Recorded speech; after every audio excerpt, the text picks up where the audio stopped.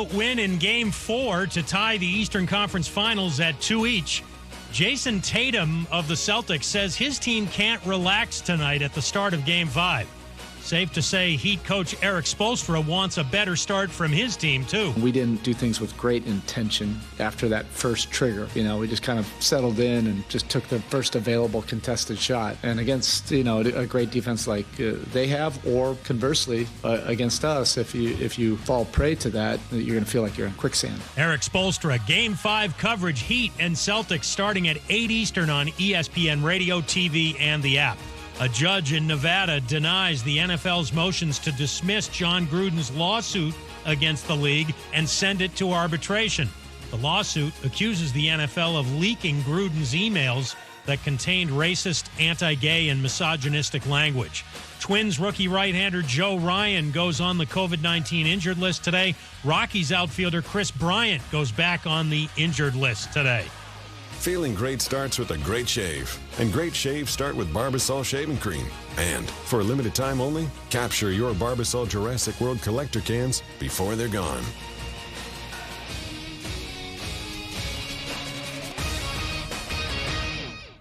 Matt Moscona. I'm very important. After further review. Say it one more time. After further review with Matt Moscona. And here we go. ESPN Baton Rouge, New Orleans, Alexandria.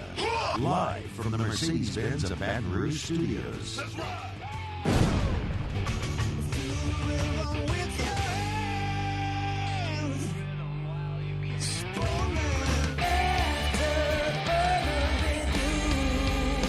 And off we go. Welcome aboard. Glad you're with us. AFR presented by Pluckers. I'm Matt.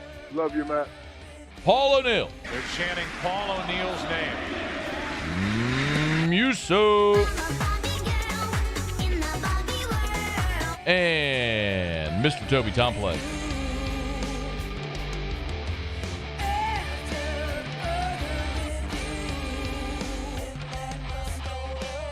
We're here. Glad you are as well. Get out there and make it a good one. Oh, by the way, it's a hump day.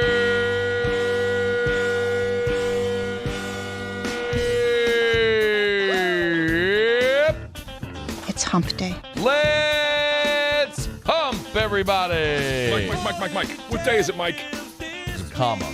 Let's hump, comma. Not what you thought, Muse. Not what you thought. The other thing. Todd Walker in 15 minutes. It's hump day. Muse, they going to play all these baseball games? Mike. What day is it, Mike? Eventually. I don't know, man. They're only on game 4 of the whole tournament. It's hump day. And they're not even finished with that one. It's 3 o'clock on Wednesday. Mike. What day is it, Mike? I mean, can we just declare LSU the champion and be done with it? It's hump Yes. day. Yes. I like that play. Yes. Good play. Taylor Calando Mike. What day is it, Mike? will join us from Amsterdam in 42 minutes from right now. It's hump day. Todd Walker in 12 minutes. Mike. What day is it, Mike? Trey Morgan to start hour 3.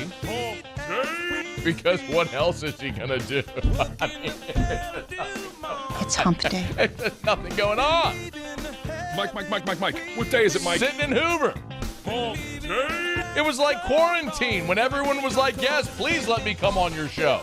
It's hump day. You need a segment? How about an hour? Mike. What day is it, Mike? Can I co-host the entire thing? Oh, did you see what Lane Kiffin had to say? It's hump day. Deli was here yesterday, told us he had his interview with Lane dropping today. It has dropped. Mike. What day is it, Mike? I submit Jimbo may have a retort for Lane. All right, we'll get to all of that. Glad you're aboard with us here. Jay Johnson and the Tigers did practice today at Samford University. Interestingly enough, of course, where Tyler McManus played a year ago and now is with LSU. So they're at his old stomping grounds. I was a little surprised they didn't make McManus available for interviews, considering. I mean, that was sort of when maybe overlooked and not very consequential, but I thought it was interesting anyway that they were practicing at the same place that Tyler McManus played last year. But Jay Johnson did meet with the media earlier today, said they're giving guys a lot of rest. This was actually, he was off the bench as well this morning, and said what you would assume that the rest, it was welcomed. The rest has been good. We drove over here Sunday around noon, and it feels like we've been here forever. And, without getting to play. So I just feel like our guys are recharged, which we really, really needed and still need, frankly, with the health of our team. So I think that's been good. I think we've had 2 good days of work of what we've been able to get in. I think the life is kind of back in their bodies. That does make a lot of sense, right? I mean, you last played on Saturday. You bust on Sunday. You had the rest of Sunday, Monday, Tuesday to rest. You're practicing today on Wednesday. You'll play on Thursday morning. Knock on Formica. Hopefully no more weather delays, although that's super wishful thinking at this point. But, there's a lot of conflicting views about what LSU needs to do for the postseason. I've told you my opinion of the matter. Is that LSU, after they swept Vanderbilt, has a regional host site locked up. We will know for certain on Sunday when the host sites are determined or announced, and then the full field on Monday. But LSU will play the winner of the game that's happening right now, which is Auburn and Kentucky. Kentucky leading 1-0, just had a runner thrown out at the plate in the top of the 8th. So that remains to end the innings. That remains 1-0 Kentucky leading Auburn. Remember, Kentucky took 2 out of 3 from Auburn this past weekend, which allowed LSU the opportunity to claim the 4th seed in the bye in the tournament. So we'll get to Todd Walker to talk all about the tournament and everything in about 10 minutes from right now. Glad to have you aboard with us here. One of the other things that we learned today is that the SEC on CBS has announced some of its television schedule for the upcoming season, the upcoming football season. Some of the things we knew, right? Some of the things that we certainly assumed would be the case, like, we know that the Georgia-Florida game will take place October 29th, and that'll be a 2:30 Central Time game on CBS. The SEC on CBS begins this year, September the 17th, so that'll be the 3rd weekend of the season when Auburn hosts Penn State, so that'll be a CBS game.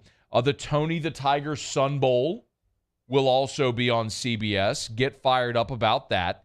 So a lot of good stuff that we're going to expect here with the SEC on CBS. We also know that the SEC,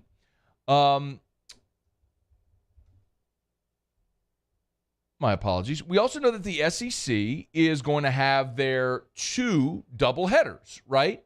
They have the morning-afternoon doubleheader, and then they have a day-night doubleheader. And while we don't know what games they're going to select, what they have to do is declare the weekend that they're going to select that day-night doubleheader. That's the important part. So you can kind of make a determination. Like back in the day, whenever it was LSU Bama every year, you always knew whenever they selected the day-night doubleheader for that first Saturday in November that, well, it was going to be the LSU Bama game as that primetime game. So we know that the doubleheader during the day is the November 12th week. So if you look at November 12th, Bama at Ole Miss, Arkansas against LSU, Auburn hosts A&M. Let's see. Florida hosts South Carolina, Georgia at Mississippi State, Kentucky, Vanderbilt. So not a great weekend, but that'll be the 11 a.m. and then 2:30 doubleheader. And we also learned that the day-night doubleheader will be on October the 8th. So, you'll have a 2:30 kickoff, and then you'll have your 7 p.m. Central Time kickoff. So, I don't know, you roll through this, the schedule from October the 8th. I don't know, what really stands out here? You got Arkansas, they're at Mississippi State. I don't know that that's going to be one that's Arkansas coming off a pretty good year, man. Yeah, they were okay. Our buddy Josh Bertuccini said that the old boy's going to be a Heisman guy right there. KJ Jefferson, is that his name? You say so. Auburn's at Georgia. Now, look, the Deep South's oldest rivalry. Got to protect it. Got to protect it. That could be your primetime game. Where is it? Is it in Jordan-Hare this year? Oh, no, it's there at Georgia. Oh, so the defending champions. Defending champs at home, Deep South's oldest rival. Everybody loves that game, right? I look forward to it. We look forward to it every year. Florida against Missouri. Watch out for those Missouri Tigers now. Okay, you're good. Let's see, Kentucky. Hey, man, they've been good the past few years. South Carolina. Shane Spencer Beamer, Rattler. A little bit of an uptick. Good point. Forgot about the Rattler Mayo factor. Bowl champions, South Carolina. Oh, get ready for it. Put an earmark next to that. I mean, your day night could be Kentucky, South Carolina. Oh, LSU plays Tennessee that day. Ooh. How about that? Could they be looking for LSU, your 2:30 game, Auburn, Georgia, your primetime game, LSU, Tennessee. It's a ratings bonanza there. I mean, Vanderbilt plays Ole Miss that day. It's the SEC's annual pillow fight. Yes. We're going to go ahead and ignore that one. Yeah, I'm good on that one. We'll strike that one. But I really think you have something. That's all of them, right? Isn't that all of them on October the 8th? Yeah, everybody else is on bye. There's one more. Alabama hosts Texas A&M that day. Oh. A&M bought every player on their team. Do you know? I mean, so very clearly, the SEC and CBS have chosen October the 8th as their day-night doubleheader because Auburn, Georgia will be the 2:30 game, and if both those teams stink, then LSU, Tennessee will be the 2:30 game. And in prime time, it will be Alabama against Texas A&M. Both teams could be winless at that point. And Alabama, Texas A&M is going to be your primetime game on October the 8th. Some people think they're God. I mean, we're going to see God against Bro Bible Sliced Bread. Bro Bible Sliced Bread. That's what's going to happen on October the 8th. Do you know, that happened last Thursday, right? Yes. Less than a week later, the CBS rushes the card to print to let you know when they are going to have their day-night doubleheader window. They didn't even wait. It wasn't even a lick. It's do you remember that year when the Minnesota Vikings, the time lapsed in the draft? Do you remember that?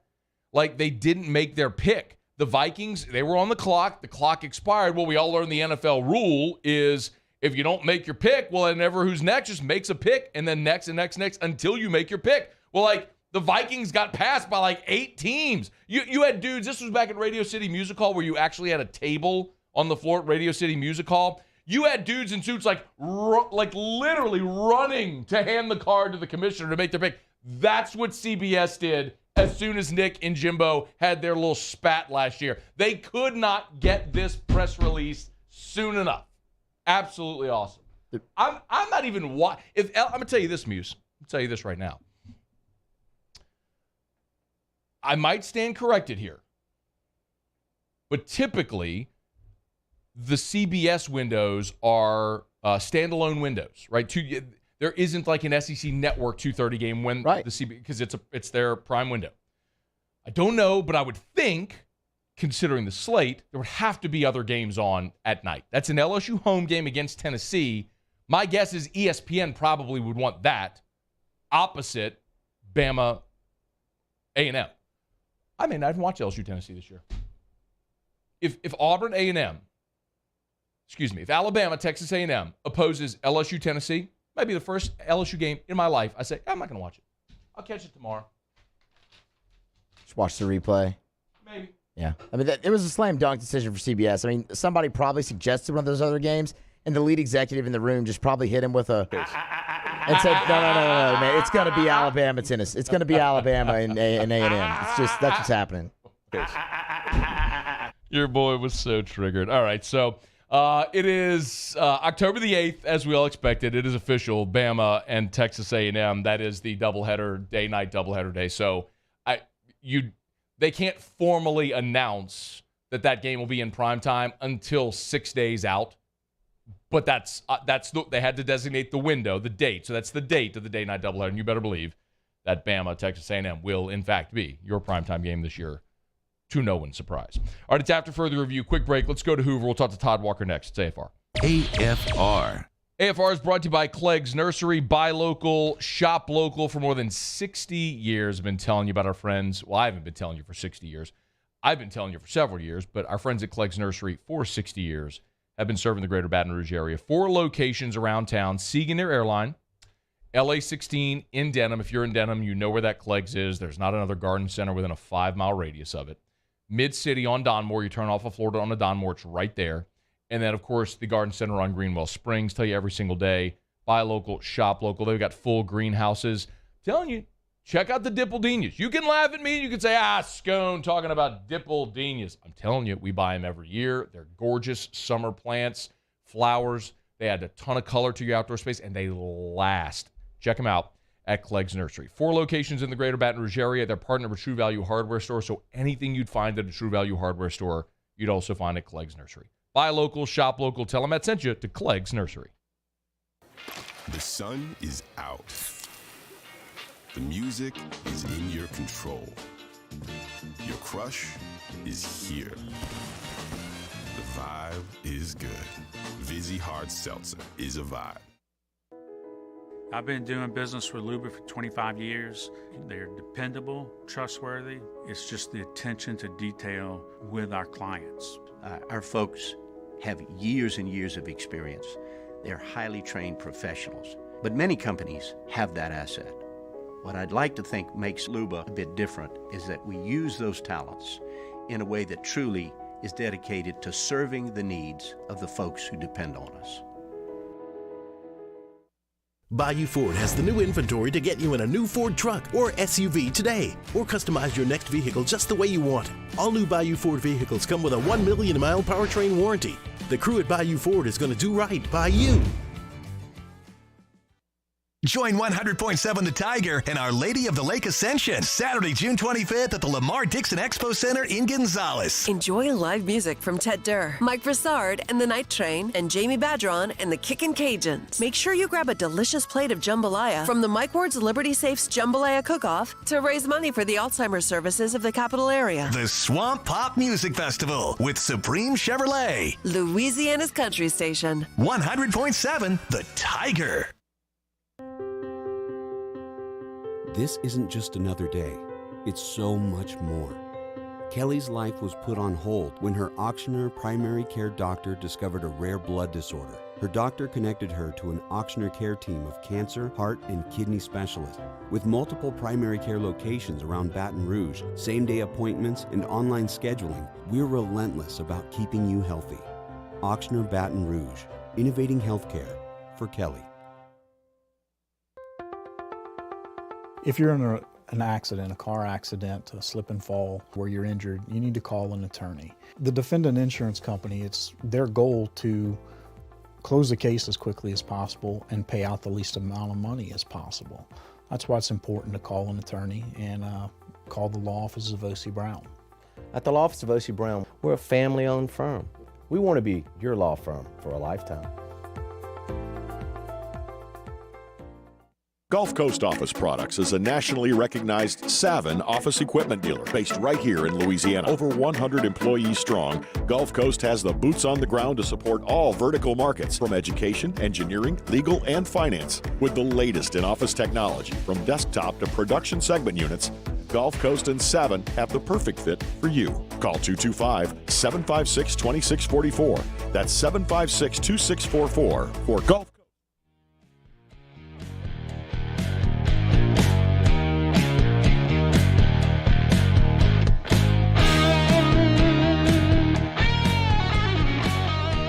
After further review with Matt Moscona, ESPN Baton Rouge, New Orleans, Alexandria. Presented by Flucker's Wing Bar. Open till midnight or later every night of the week, where every Monday is all-you-can-eat wings. Flucker's Wing Bar. If you don't like our wings, we'll give you the bird. All right, there has been yet another formal change now to the LSU baseball schedule there in Hoover. As we mentioned, Kentucky, Auburn. LSU will play the winner of this game. By the way, Auburn just homered to tie the ball game in the bottom of the 8th. That's Sonny DeShera. Like, literally, I just looked up And so that game is now tied at 1 1/8. So they could be headed to extras. Anyway, they're in the bottom of the 8th, so we'll see. They've just had a lot of trouble getting these games in. Weather's been terrible. LSU will play the winner of this game. We now know that is scheduled for 1 o'clock tomorrow. It was supposed to be tomorrow morning, the first window at 8:30 a.m. It has now been formally changed to 1 o'clock Central Time Thursday when LSU will play. Todd Walker is in Hoover, part of the SC Network's coverage. Been a really good friend of the show and always generous with his time. T-Dub, I appreciate it, man, especially as y'all juggle so much of the schedule right now with the craziness. How are you, man? Well, guess what, Matty? I'm not there. Where are you? But it is my birthday. I'm sitting in my house enjoying my day, man. Are you kidding me? Dude, thank you so much. Happy birthday, man, to a legend, the Batman. Thank you. They actually moved to a two-man booth, as you see, as you're watching these games, instead of a three-man booth. I'm doing the Pac-12 championship on Sunday, so I leave Saturday for Scottsdale, which some would argue that's probably a better place to be than Hoover. Oh, my God. With what's going on right now, let me just ask, if you're Jay Johnson or any of these coaches, man, like, how do you manage your team when, I mean, LSU's supposed to be preparing for its first game in a few hours. Now we know they're not going to play at least until Thursday afternoon. Yeah, any day. The more the tournament goes on, the more it benefits LSU, right? I mean, you get the pitchers are getting more rest, and so it's benefiting them. I never like taking days off as a hitter. Now that might be a reverse effect, but as far as the arms are going, the longer LSU can wait, the better. What about the other injuries? And I don't know. None of us really have an update. Jay Johnson hasn't been super forthcoming, but with K. Doty with the shoulder and Jacob Berry with the hand, I would assume all of this benefits, right? I mean, waiting to play. Yeah, except doesn't Jacob Berry have a broken finger? In other words, it ain't getting better until you have it surgically repaired. And so it's a pain tolerance thing, I think, for both those kids. And they're going to have to play the rest of the year just under pain and, deal with it. And, I think that's part of the game is, you don't, it's rarely a time when you feel 100%. So they're just going to have to battle. What do you think Jay Johnson should do? Let's assume, Todd, for the sake of being right now, that LSU does play at 1 o'clock tomorrow against the winner of this game. What should they do on the mound? Do you go Hilliard? Do you mix and match another way? What do you do? Yeah, it's a good question because you've got to think about how can we benefit from winning this tournament or winning a few games. So my opinion is they're going to host a regional in Baton Rouge. Like they can't mess that up. If they lose 2 in a row, I still believe they're going to be one of the 5 hosts out of the SEC in a regional. Can they host a super regional as a top 8 national seed? They've got to pass A&M. They've got to pass Arkansas. So there's 2 teams ahead of them right now in order to host a super regional at their home ballpark. And that, of course, depends on how A&M and Arkansas do in the tournament. If they were to play Arkansas or A&M in the finals, I don't have the bracket in front of me. I don't know how it plays out, or even in the semis, let's say, they would have to beat them, right? Because those two have an edge over LSU. So what do you benefit by just going all out? Auburn, as you're seeing right now, are going all out. They threw their top 2 arms, one out of the bullpen, and then Trace Bright, their starter. And then they got Blake Burkhardt, also their closer in the game right now. So Auburn's going all out with a chance to try to host a regional. But I don't know if LSU can particularly benefit their position right now, whether they win the tournament or not, because I believe A&M is going to be that second national seed out of the SEC besides Tennessee. Arkansas may slip in there if Arkansas won the SEC tournament, but I don't see LSU benefiting one way or the other. They're going to host a regional, and then they're going to have to go somewhere to play a super. So I agree with you on all fronts. The one thing I would ask is, if you're LSU and let's say you're either the 15th or 16th seed right now, you're hosting, but that means you'd be paired with either Tennessee or Oregon State. The more you move up, your draw, so to speak, for a super would be more favorable. Does that factor in? That's a great point. So I would assume I haven't seen Oregon State play a whole lot this year. I am going out to call the Pac-12 championship at the end, so I'll see them probably on Sunday. But I would imagine after Tennessee and Oregon State, there's a drop-off, right? So If I'm the 14 seed, that would probably be the position I'd want to be in, either 14 or less. And so that's a great point. I think that's what they're playing for, is just to improve their seeding in the national tournament. Todd Walker's with us. Would you start McHale on Thursday? He'd be on full rest. I think so, because you're not going to get two starts out of him in this tournament. And what are you waiting for, right? I mean, you're not waiting for to lose a game and then throw him. We've seen how that works out. I think they did that with Alex Lang, if you remember, in the College World Series, right? They lost game 1 against TCU. and then they threw Alex Lang, and it's just the energy's different. So I think you go ahead and just line it up as planned. If he's got full rest, let's go. And win or lose, you threw your starter. He's getting more time off as you roll into the regionals next week, so he can start your opener there. And mix and match the rest of the way. That's the benefit LSU has. They got so many good bullpen arms. They can kind of mix and match, throw 5 or 6 guys in a game and still win. Yeah. A couple more for you here, Todd. When you look at the way the bracket's playing out, do you like a certain team, the way they're playing right now? Is there a team in Hoover that you're like, I mean, aside from the obvious with Tennessee, is there a team that you look at and say, look out for them right now? Tennessee's going to win it. If they don't, the team I like is Vanderbilt, and I've been saying it all along. I still feel like they're going to make a run. They haven't. In fact, they got swept, as we all know, by LSU on Week 10. They didn't throw Carter Holton, who I would argue is their best pitcher right now. So I think Vanderbilt is going to make a run, even though they only had 14 wins in the SEC, and they can't benefit any more than just being a 2 seed or a 3 seed in somebody else's regional. But I think if Tennessee doesn't win it, I think Vanderbilt has a real shot. Tennessee and Vanderbilt obviously will play. I would assume they're not thinking they're going to get that game in today, but then they would play tomorrow. Todd, do you know? I don't know if you talked to anybody at the league. What are the contingencies? Do you go single elimination? Do you go 7-inning games? What do they do? We've had some bad weather, Matty, over the time when we've been at Hoover, and it's never come up. I think they've got some cushion on the back end because you're not all of a sudden you're not playing 4 games a day, so it looks a little chaotic right now. But I believe that they're going to get it all in. From what I understand, the weather's supposed to improve as of tomorrow, and I don't think that's a concern. Worst case scenario, I would imagine that would be the first move is just to go single elimination all the way through, but that's not going to happen. I think the weather gets better, and they'll get this all in. Okay. Can you remember, I'm trying to think of a year, Todd, where maybe they played more games on Saturday or multiple games on Sunday. Can you remember a year when they did that, at least since you've been working there? No, and again, we've had some terrible weather there over the years, and always been able to – the weekends have always been clean. Like you got the 2 semifinals, single elimination on Saturday, and then the 1 game on Sunday for the final. So I don't remember them having to bunch it all together, and I don't think it's going to happen this year either. I think they'll get them all in. All right. He is Todd Walker, SEC Network, and it is his birthday. I mean, so how many candles today, Todd, if you don't mind me asking? No, I don't mind. I'm getting old, man. I'm 49, so I'm not quite at the century mark yet. But, yeah, I have to shave more often because my beard is completely white, man. So I don't know where that came from. But in order to stay young, I got to shave my beard, which is hard because that involves a bulldozer and some weed whackers and some other things. And it's quite a process, and it grows like a chia pet. It grows fast. So I got to take care of that. That's my main concern right now. Has your facial hair always been that thick? Yeah, I mean, well, no, not in second grade, but right. Once it started, it started. Yeah, once I started getting fertilized, man, and watered, and like the chia pet, I'm telling you, man, it's been hard to control. So same, obviously. Where does that come from? Because Walker isn't an Italian name. Moscona, it makes a lot of sense for me with all the thick hair and the hair everywhere you want it, nowhere where you do. So, where does it come from for you? Yeah, and you see DeLucci, he's the same way. But right. Man, my brother, who's 2 years younger, is completely bald.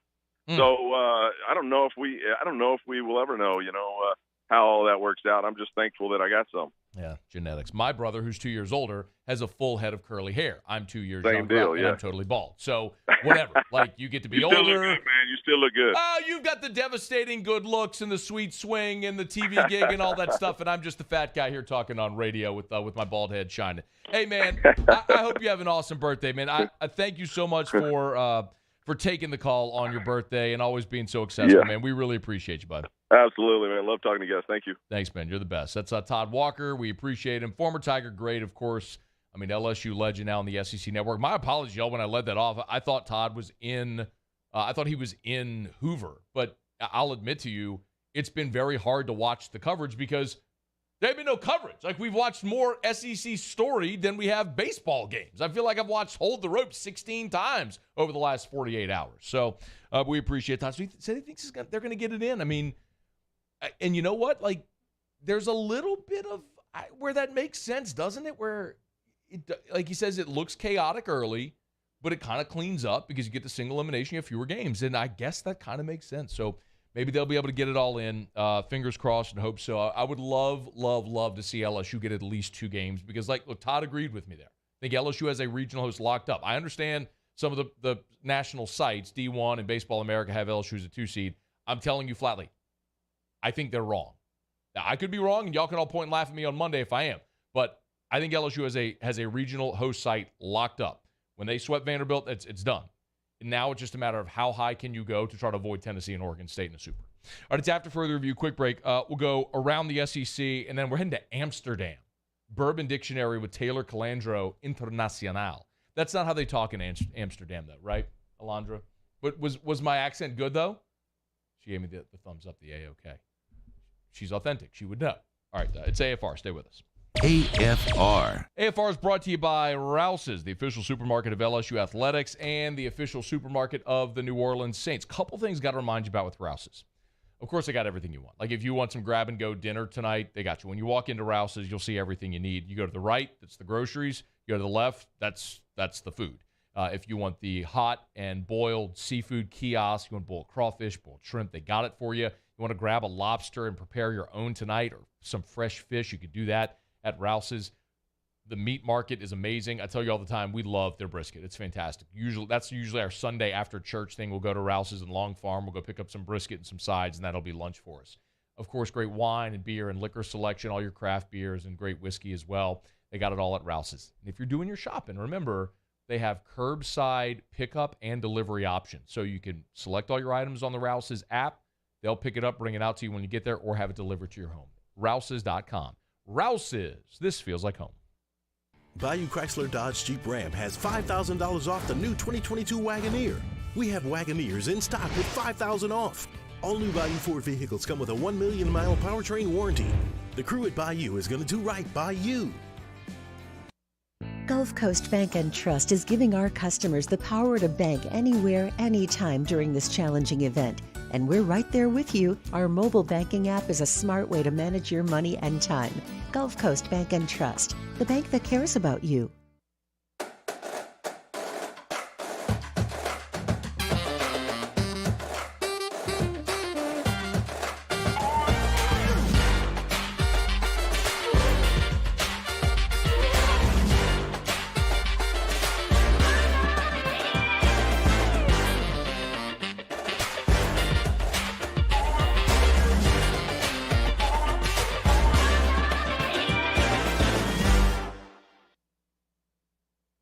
ServiceMaster Elite create clean, disinfected work environments.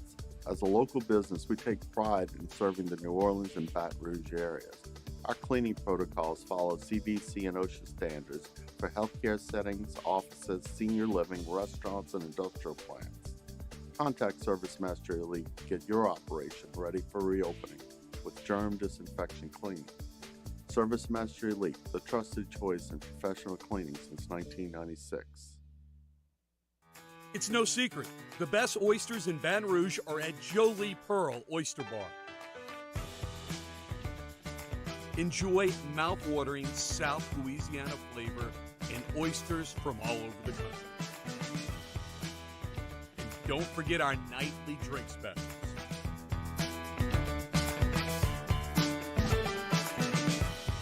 Jolie Pearl Oyster Bar, located in downtown Baton Rouge. Eli's always been into grilling. It took us a while to see it, but the signs were there. What are you doing, Eli? I knew grilling was my thing. I have been talking about it throughout my career. Happy with the results? I am. Got the new grill from barbecueguys.com. It performed great. My advice, as I always told my boys, do more of what you're born to do. Barbecue Guys, for those who were born to grill. You want cheese on your burger, Pops? I'll take a little cheese.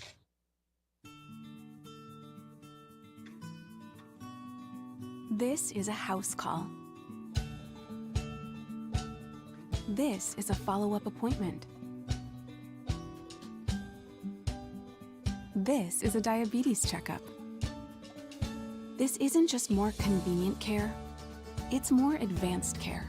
This is innovating healthcare at Louisiana.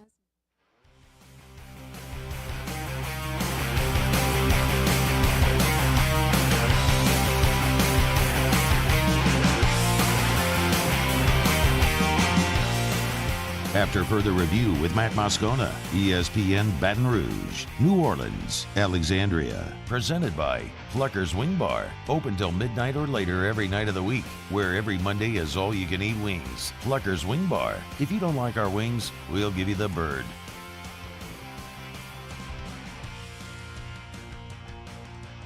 There is drama brewing right now in Hoover, Alabama, and it directly affects LSU as Auburn and Kentucky got some fireworks going on. We'll update you here in just a quick second. How about this story? Herschel Walker, the 1982 Heisman Trophy winner, won Georgia's GOP Senate primary on Tuesday. So Herschel Walker is trying to become the latest former athlete to try his hand at politics. Walker defeated 5 fellow Republicans. He is endorsed by former President Trump, and he's looking to unseat incumbent Democratic Senator Raphael Warnock. And this is what's interesting, the general election between Warnock and Walker will mark the first time that 2 major party candidates for the U.S. Senate in Georgia are black men. So pretty cool honor there. So listen, you all, if you ever listen to this, you know I am not a political person. We don't do politics here. It's interesting, though. Herschel Walker running for Senate, and we've seen that a bunch. And a lot of times people don't scoff at the idea of an athlete or a coach running for office. I kind of like the idea of that. Guys who've been part of a team before, know how to work well with others. So regardless of if you're red or blue, whatever, I think that's cool. I mean, Tom Osborne was governor of Nebraska. Didn't he become a congressman or a senator? I think he was a congressman. Steve Largent, I think Anthony Gonzalez is a U.S. representative out of Ohio, the former Ohio State wide receiver. Does Tommy Tuberville count? Tuberville's a senator right now. I know where Tuberville leans, as a matter of fact. But congrats to Herschel Walker. Pretty cool. He won the GOP primary for U.S. Senate, so he'll have the. He'll be up for the U.S. Senate seat against the incumbent there. All right, it's after further review. We're glad to have you aboard with us here. Brought to you by the Williamson Eye Center, 924-2020, 924-2020, or WilliamsonEye.com. That's WilliamsonEye.com. If you want to see 2020, call 924-2020, no matter your age or refractive issue. I told you, I had LASIK. I'm seeing still 3 years removed better than 2020. 2015, like superhuman vision. My dad, who had RK back in the early 90s, who's pushing 70 now, he had the lens replacement. Same thing Jimmy Ott had. Hester had LASIK done years ago. His eyes had started to age, had some other issues. PRK was a perfect option for him. So no matter your age or your refractive issue, the Williamson Eye Center has something for you. 924-2020, 924-2020, or WilliamsonEye.com. All right, let's do it. Let's go around the SEC. Around the SEC, presented by Gulf Coast Office Products, excellence in imaging solutions. All right, let's get you up to date what's happening in Hoover.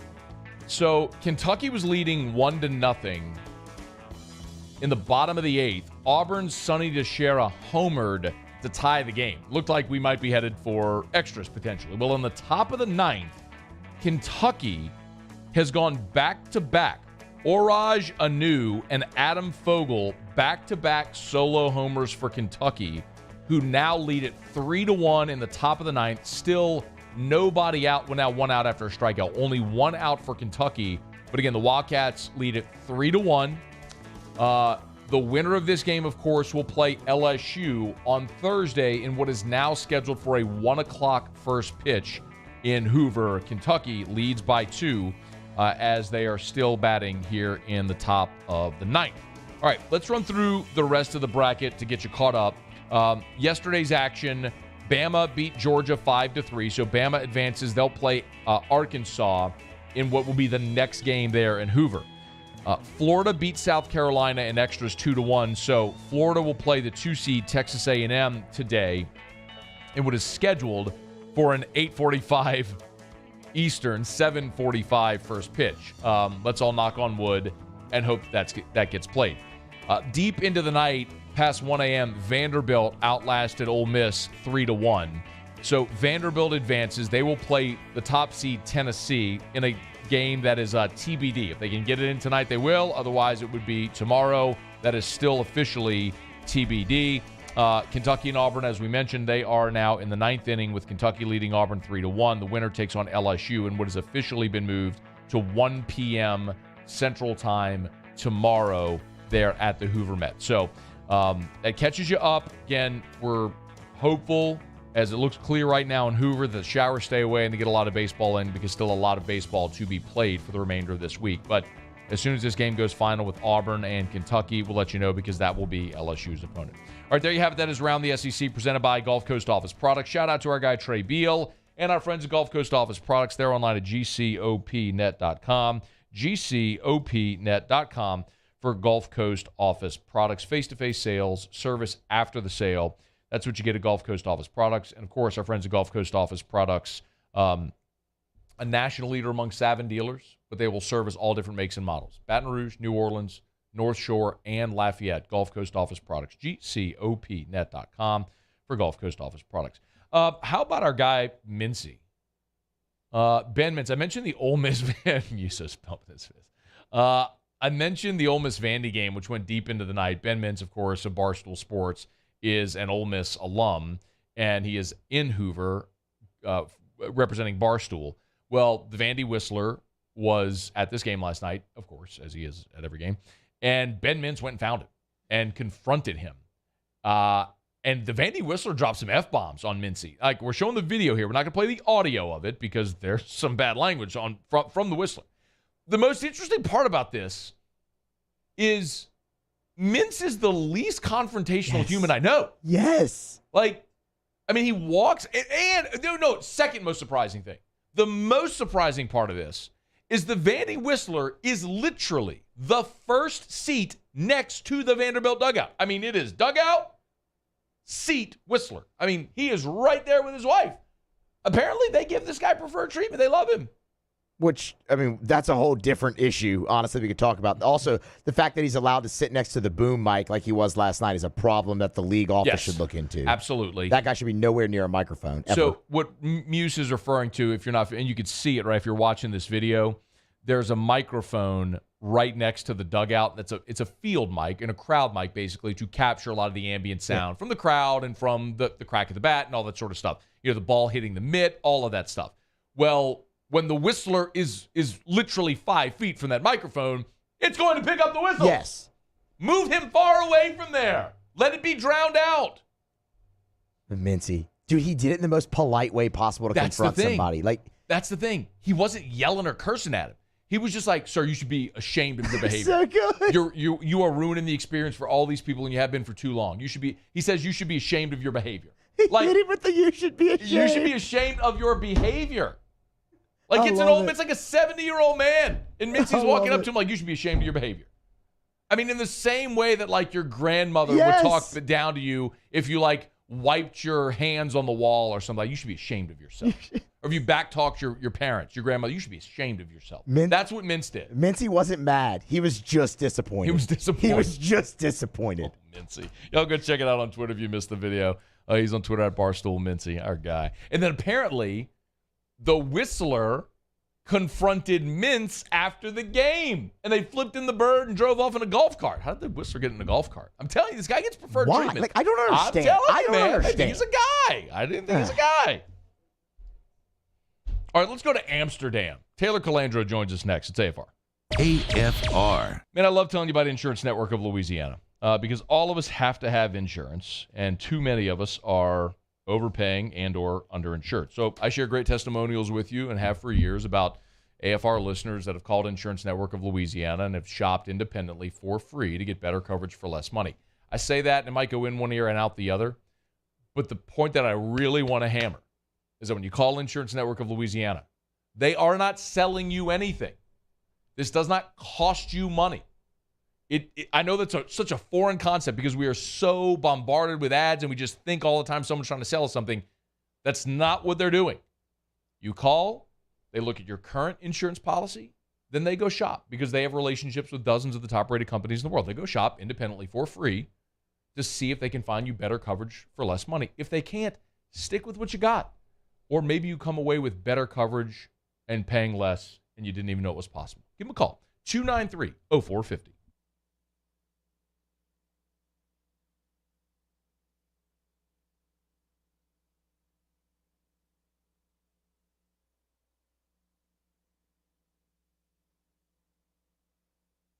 ITI's got all these programs. Once I started and learned everything about the school, it was worth it. The challenges that ITI presented me with, it allowed me to build myself up. All because of ITI, I actually was able to get a job within 3 months before graduation in my field. Get the hands-on training you need for the job you've always wanted. With so many companies hiring right now, it's the perfect time to come to ITI Technical College. Enroll today for a better life. My own people call me an Uncle Tom. I play music. Been wined and dined by royalty. Trying to bring people together. All people. But regardless of all that kind of stuff, I'm still Louis Armstrong. Here's the man you're waiting for, the king of jazz, Louis Satchmo Armstrong.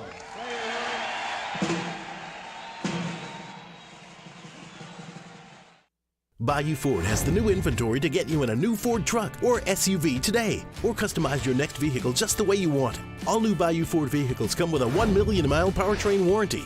The crew at Bayou Ford is going to do right by you. Crime has serious consequences, but anyone can make a mistake.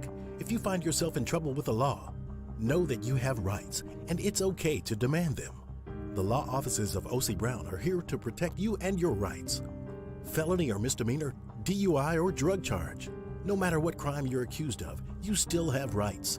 Let the law offices of O.C. Brown uphold them. Call 225-343-1111. Your law firm for a lifetime. And this year, 2022, it's time to finally treat yourself. Bring your boat to the next level with front-to-back boat service. You want the latest and greatest marine technology? You want to go to the place that has not one, but two NMEA certified techs. Family owned and operated by the Sherman family for 30 years. Front to Back is the answer in Baton Rouge for all of your custom boat needs. So head to fronttobackboatservice.com or find them on Facebook, Front to Back Boat Service.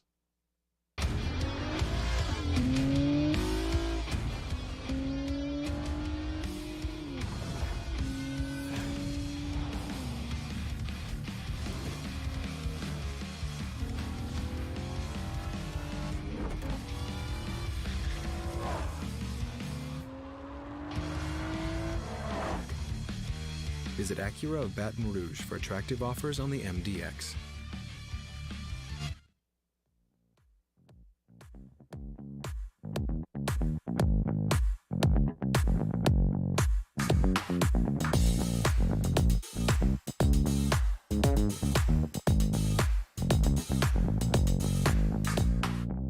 After further review with Matt Moscona, ESPN Baton Rouge, New Orleans, Alexandria. Presented by Plucker's Wing Bar. Open till midnight or later every night of the week, where every Monday is all-you-can-eat wings. Plucker's Wing Bar. If you don't like our wings, we'll give you the bird.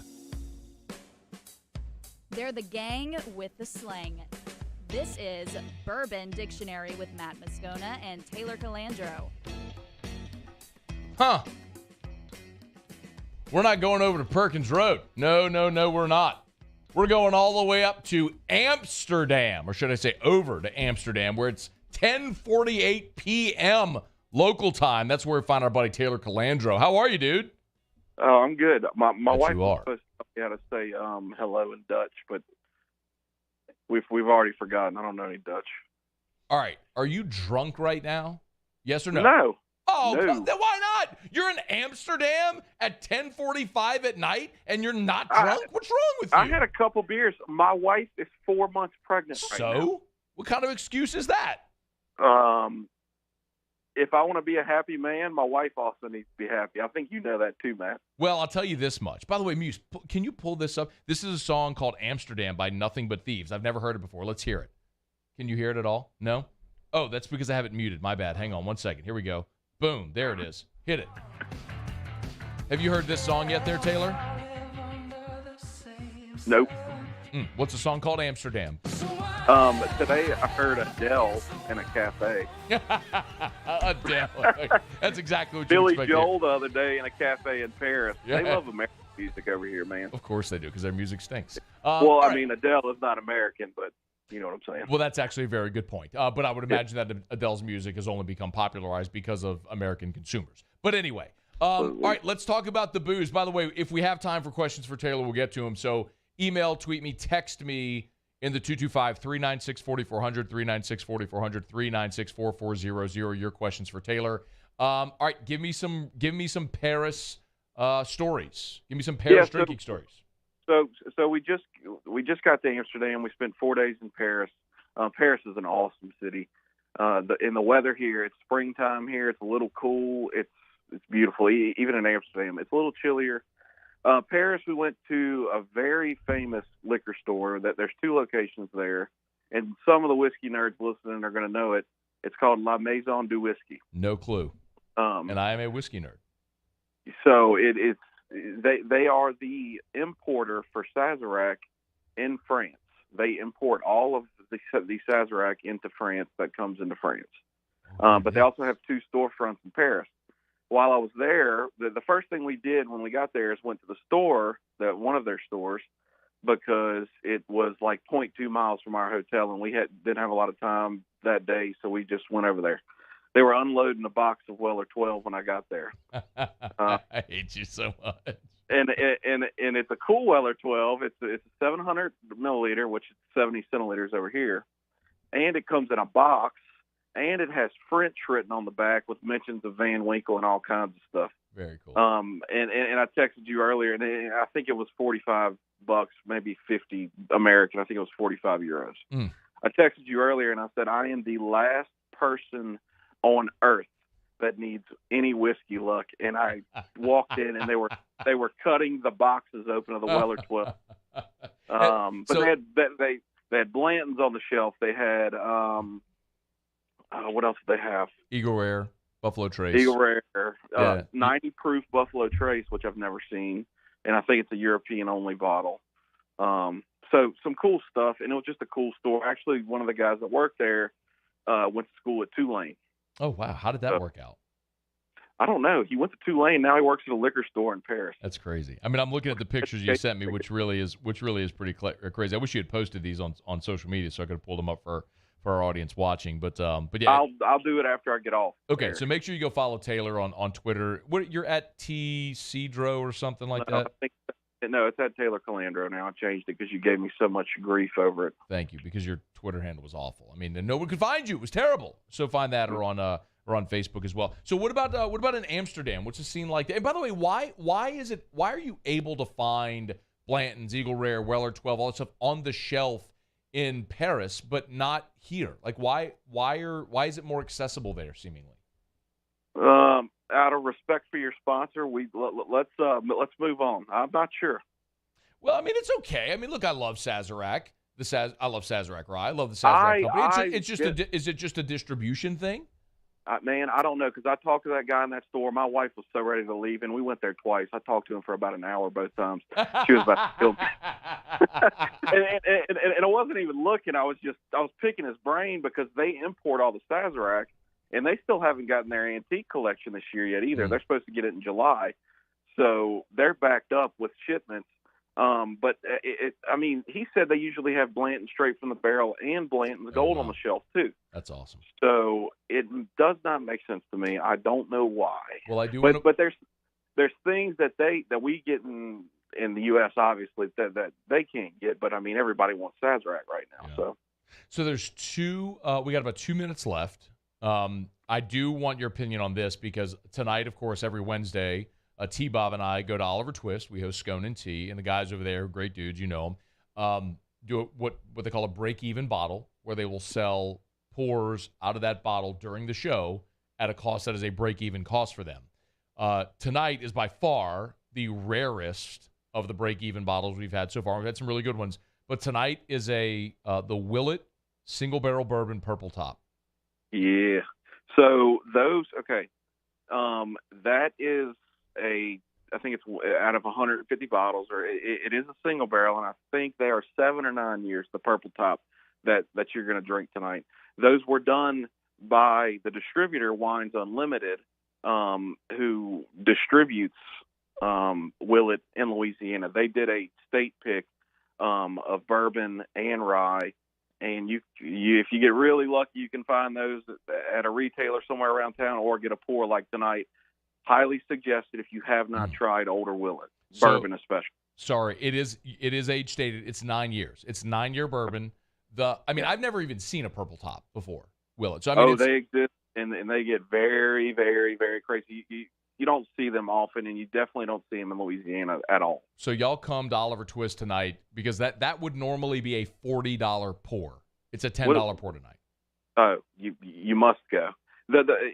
You don't see Older Willet bourbon in Louisiana, especially available for pour very often. So I'd highly suggest it. Taylor, we got to run. We appreciate it, man. Enjoy the rest of your trip and tell Hannah we said hello.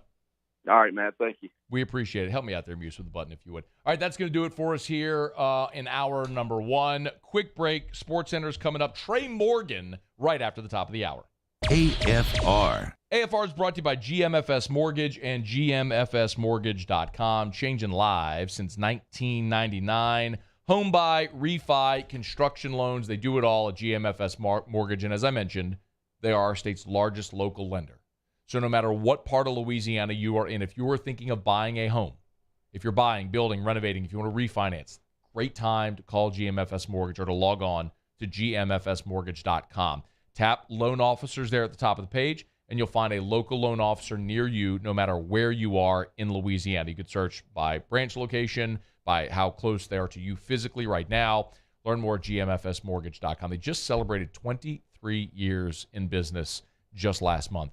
Phenomenal people. I could not be more thrilled to represent them for as long as I have. When Eric and I bought our first home, our second home, refinance, we've always used GMFS Mortgage, and our experience has been exceptional. GMFSmortgage.com. GMFS Mortgage. Changing lives. Bayou Chrysler Dodge Jeep Ram has $5,000 off the new 2022 Wagoneer. We have Wagoneers in stock with $5,000 off. All new Bayou Ford vehicles come with a 1 million mile powertrain warranty. The crew at Bayou is going to do right by you.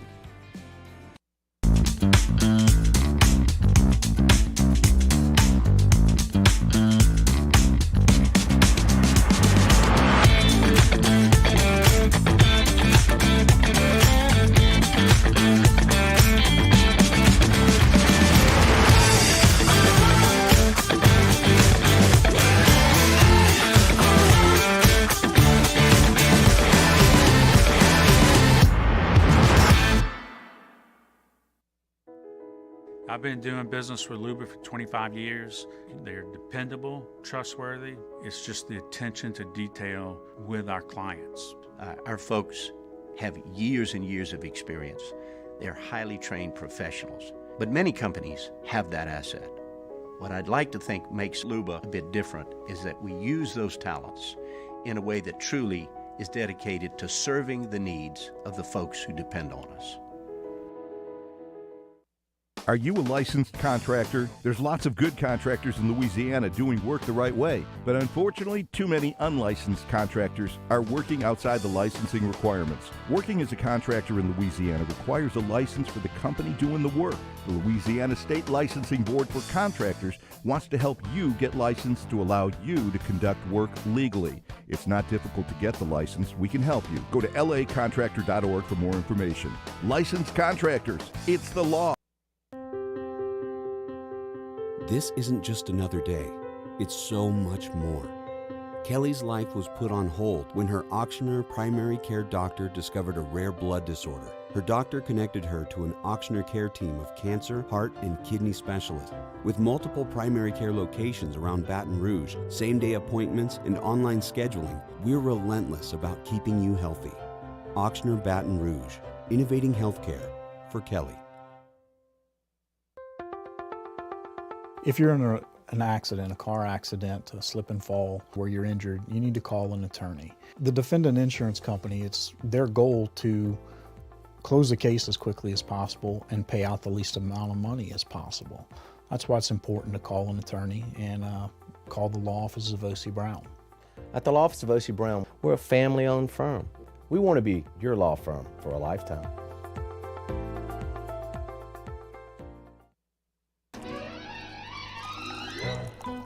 Le posso offrire un caffè? Le posso offrire un caffè? Andiamo insieme da me, non c'è. Call Mr. Electric today for electrical repairs, upgrades, and installations.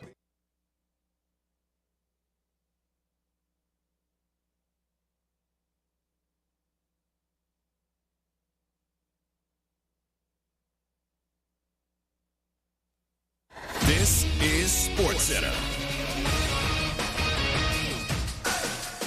I'm Doug Brown. Even though the Heat and Celtics are tied at 2 games each, there hasn't been a lot of back and forth in the Eastern Finals.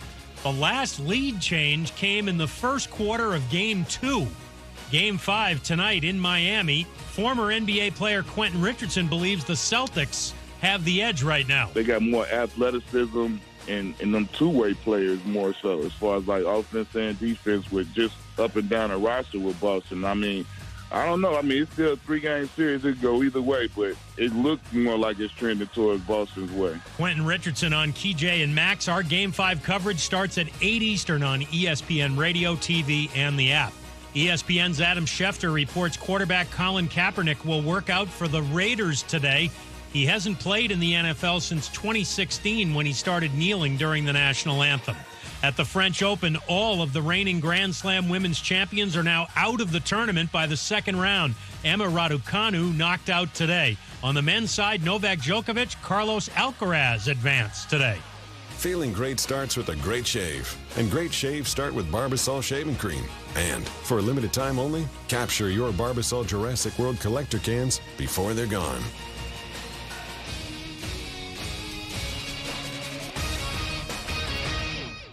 Matt Moscona. I'm very important. After further review. Say it one more time. After further review with Matt Moscona. And here we go. ESPN Baton Rouge, New Orleans, Alexandria. Live from the Mercedes-Benz of Baton Rouge studios. That's right.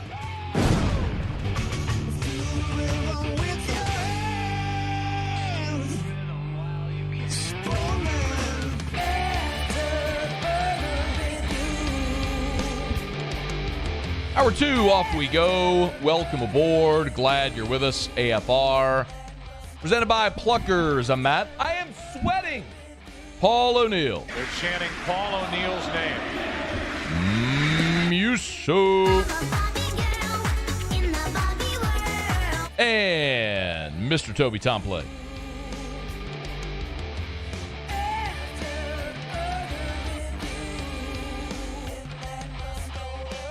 All right, we're here. Glad you are as well. Get out there and make it a good one. We now know who LSU's first opponent will be at long last in Hoover. The Kentucky Wildcats, after going back-to-back jacks in the 9th inning, they hold off Auburn. They finish it 3-1, so LSU will play Kentucky at a 1 o'clock scheduled first pitch on Thursday there at the Hoover Met. And LSU first baseman Trey Morgan, of course, will take part in that game. He's good enough to join us right now from Hoover. Help me out, Muse, if you would. Trey, thanks for the time, man. How are you? I'm doing great. Thank you for having me. Man, it's our pleasure. Great to have you back on the show. What's it been like, man, since finishing off the Vanderbilt series on Saturday? Just, I would imagine a lot of sitting and waiting. How have you all filled the time? I mean, it's really just trying to stick to our schedule. We've been practicing every day, sticking to like a same practice time and breakfast time every day.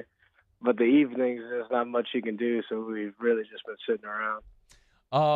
Are you all watching the tournament? Yeah, every time we just finished a workout in the hotel, and we came back and we were watching the Kentucky-Auburn game. So you're going to draw Kentucky. We'll go back in a second and talk about more of the team and the Vanderbilt weekend and looking ahead. But y'all didn't play Kentucky this year, so what do you know about them? We really haven't talked about them yet, like game planned on them. I'm sure the coaches have a whole game plan ready. They've had it ready since one of the home runs flew over the fence. That's just how they work. Right. But we haven't broke down anything yet. Do you have a preference? I mean, obviously, like it doesn't matter now, but because you're going to play Kentucky. Like, did you have a preference? Would you rather play an Auburn team that you know or a Kentucky team that you haven't played yet? Oh, no. I mean, we were ready for either opponent. The opponent really doesn't matter. Like Coach Jay says, they're nameless and faceless. We just got to show up and play every day. That's worked out for LSU in large part, certainly in the second half of SEC play. Trey Morgan is our guest. Let's go back and look at the weekend at Vanderbilt. Man, like when I think back to it was incredible to put 42 runs, and it showed what the offense was capable of. But, Trey, when I think back to that first inning of Game 1 on Thursday, whenever the bases loaded and LSU comes away with nothing, it felt like, man, that might have been an opportunity that got away. maybe a deflating moment, especially after the Ole Miss sweep, and then Jordan starts off the second with the solo homer. Where was the team? I know this is a hard question because you're going back a week now, but where was the team emotionally at that moment? Coming off the Ole Miss sweep, going into the Vanderbilt series, and having a little bad luck there in the first inning. I mean, definitely after that, after I walked up there and didn't get the job done, that kind of deflated us a little bit. But when we were able to go out on defense and hold them, that kind of fired us back up. And then we came in and Jordan sparked us off. So we really didn't miss a beat. Coach Johnson talked to us about, not waiting for something bad to happen rather than going out and attacking the game every pitch. So that's what we did. It was an incredible weekend, man. Certainly not in your time at LSU, but can you remember being a part of a weekend like that offensively? I mean, especially in conference play? No, it was amazing, like being in the dugout. Every dude that walked up there, you expected a base hit. And then when it was your turn to go up there, you expected to get a base hit. It was an incredible feeling. How important is it? And I'm going to ask you to kind of go like sort of baseball nerd out here on me for a second, but how important is it for the lineup to have Jacob Berry? I mean, we understand he's Jacob Berry. He's going to be a top 10 pick, but what does it mean for everybody else in the lineup when he's in there? I mean, it's huge for us. I mean, himself accounts for at least 2 to 3 runs a game. So when he's in there, I mean, whether they don't want to pitch to him, so they attack me and Doty, or they mess up and pitch to him and he puts some balls over the fence. I mean, just having his name in the lineup definitely forces the team to attack the entire lineup different. Because in our lineup, there's not a whole lot of hiding. That is absolutely a fact. Trey Morgan is our guest. When you look ahead to what's at stake with you all in the SEC tournament, does Jay Johnson talk to you all about? And I mean, because you were there with Paul Maneri last year, and Paul would do that. Like we all got to know Paul's approach for things over the years, and he would talk to the teams about what was on the line. It's like, how does Jay Johnson approach that with you all as far as regionals or hosts or national seeds or what's on the line? Do y'all even discuss it?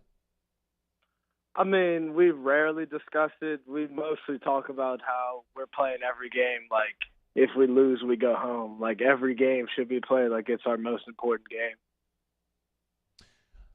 You'll at least have 2 games in Hoover and a chance to continue to improve the resume for the selection committee. The time off, though, is kind of giving you all a chance to heal. Has Jay Johnson talked about it? We met with the media earlier. What's it been like, though, to have these days off, I guess, for the team to be able to heal?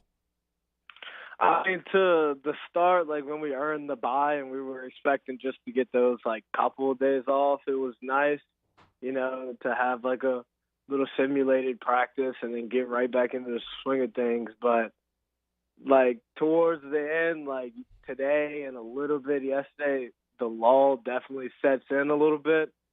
So we're kind of just itching, getting ready to play. Like today's practice was a little bit more intense, getting ready to face live pitching again tomorrow and hot bite right back where we left off.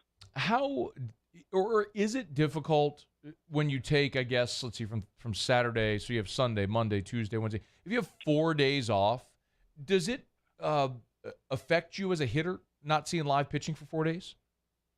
I mean, it definitely can if you're forced out of your routine hitting-wise, but Coach did a great job these off days of keeping us in our routine, going through our hidden drills and facing as simulated or as close to real pitching as we can get. So it shouldn't be too much of a problem. Trey Morgan for a couple more minutes. Of course, you were named earlier this week, I should say, to the all-defensive team, which is, I mean, Trey, it's a little remarkable, man, considering the injury that you battled all year.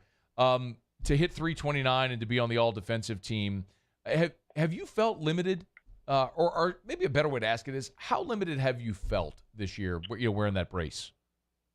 I mean, it's definitely something that you can't just ignore. Like, you can't just go out there and act like you're 100%, but you can go out there every day and give as close to 100% as you have, which I've been doing ever since the injury, and I'm just waiting to feel 100% and get this brace off and go back to flying around like I usually fly.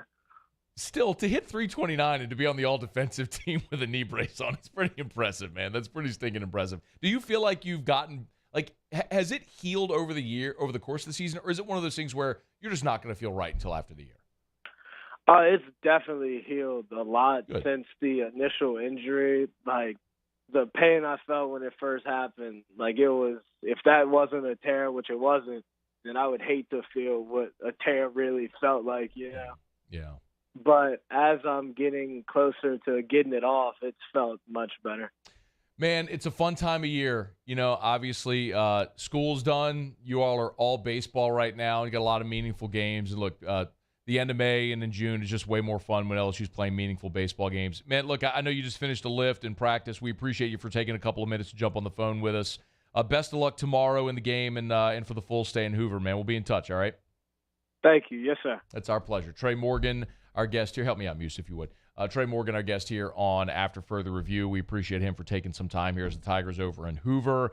He said thinks the coaches will have a game plan for Kentucky right away, which you would assume, you know, Jay Johnson and this staff, they have prepared for every possibility. And that possibility now is Kentucky, a team that LSU has not seen. So we'll cobble this thing together, look at what an LSU-Kentucky matchup will look like, because by the time we're on air tomorrow, we should be overlapping that baseball game. Provided they are able to start on time, and LSU's first pitch against Kentucky at 1 o'clock. By the time we're on tomorrow, the game will have already started. So we'll do our best here in the remainder of the show to try to get you a little bit of a thumbnail of what we can expect for that LSU-Kentucky game. But Jay Johnson's already said he's not naming a starting pitcher until 90 minutes before every game from here on out. So we're not going to anticipate, you know, a starting pitcher until tomorrow. I'm going to assume they're going to throw Mikal Hilliard. He'll be on his full rest. You throw him on Thursday. That gives you a week plus a day until regionals next Friday. So that's probably the route they would go. I don't know why you would go any different route than that. But we'll know for sure tomorrow. All right, it's After Further Review. Glad to have you aboard with us here. Let me knock out a quick break.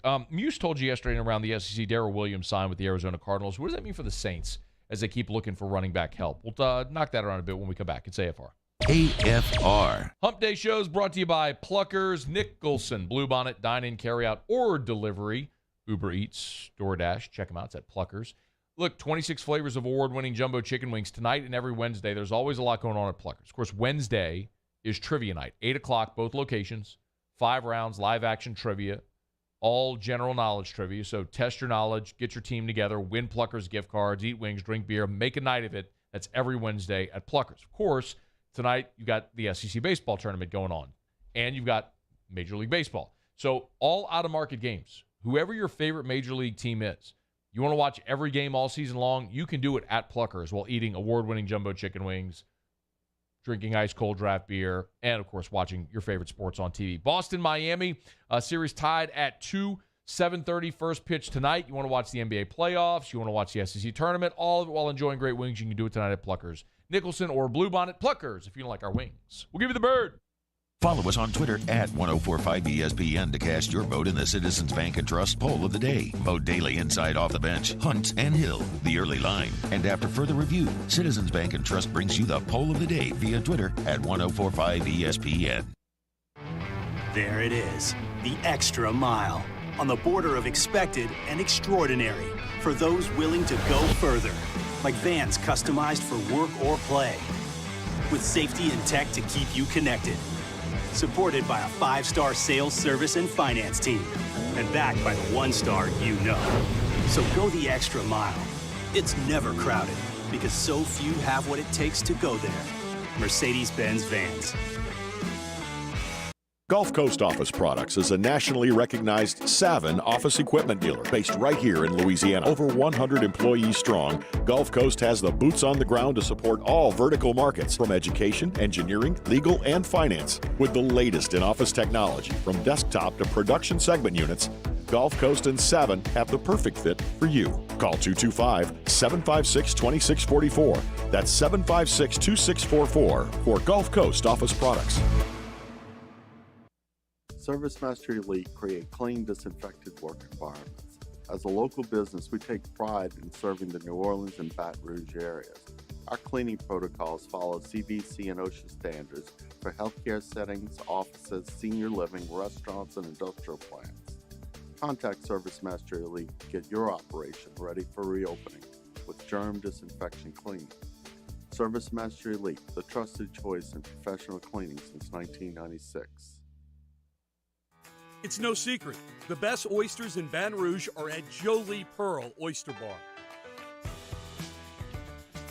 Enjoy mouth-watering South Louisiana flavor and oysters from all over the country. And don't forget our nightly drink specials.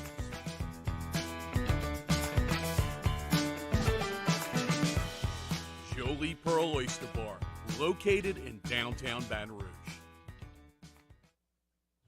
Eli's always been into grilling. It took us a while to see it, but the signs were there. What are you doing, Eli? I knew grilling was my thing. I have been talking about it throughout my career. Happy with the results? I am. Got the new grill from barbecueguys.com. It performed great. My advice, as I always told my boys, do more of what you're born to do. Barbecue Guys, for those who were born to grill. You want cheese on your burger, Pops? I'll take a little cheese. Gulf Coast Bank and Trust is giving our customers the power to bank anywhere, anytime during this challenging event. And we're right there with you. Our mobile banking app is a smart way to manage your money.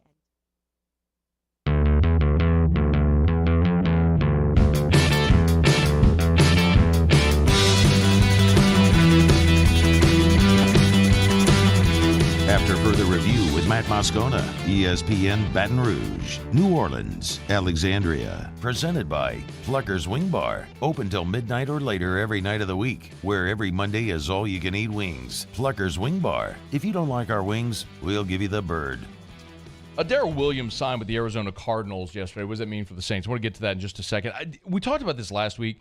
So Kirby Smith, the dorm out at LSU, I only bring this up because I understand this is a little niche. Not a little niche, it's very niche. But Kirby Smith has been a dorm at LSU since 1965. So thousands of LSU students over 5 decades have lived at Kirby Smith. So a lot of you either live there, know someone who lived there, or were in school when Kirby Smith was in existence. And we told you last week they're tearing it down. It was supposed to be imploded, but it was actually more cost-effective to take it down, like literally brick by brick. They call it I'm trying to see the exact equipment that they use to bring it down brick by brick. I had it here, what they call it. It doesn't matter. Anyway, so they're basically using cranes and taking it down piece by piece. Well, they renovated Kirby Smith in this is state funds. They renovated Kirby Smith in 2011. It was closed in 2006. So opened in 65, they closed it in 2006. 5 years after that, in 2011, they renovated. They put $1.7 million of a renovation into Kirby Smith.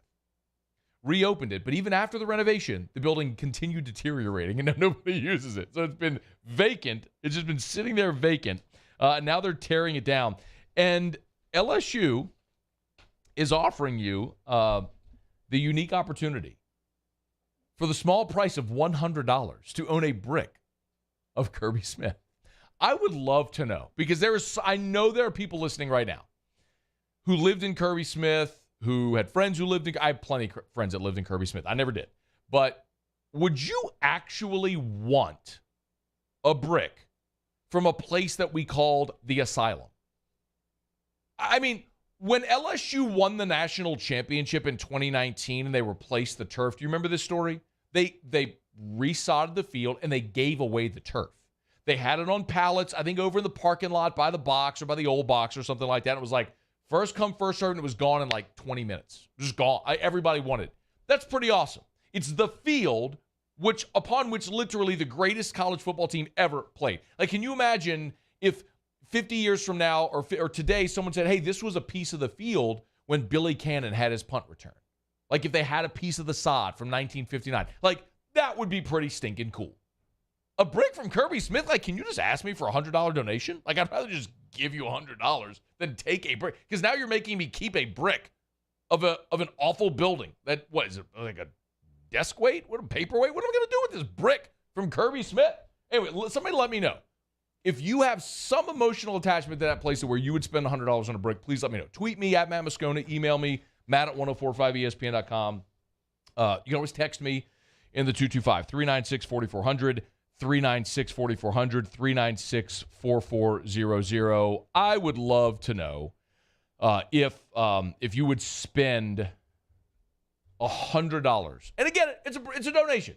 It's a donation to Student Life. It would go, the $100 would go to the LSU Student Emergency Fund. So this would help students following emergency situations such as hurricanes, fires, and other disasters. Great cause.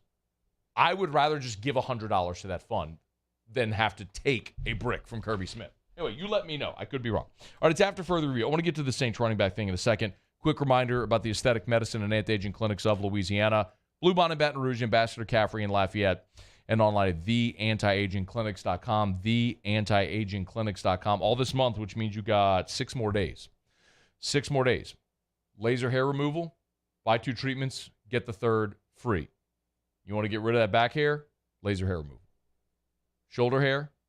Like we were just talking about with T-Dub last hour, Todd Walker. Italians, a lot of us, we got hair everywhere we don't want it, nowhere where we do. You want to get rid of that unsightly hair? They can do it with laser hair removal. Ladies, want to never shave your legs again?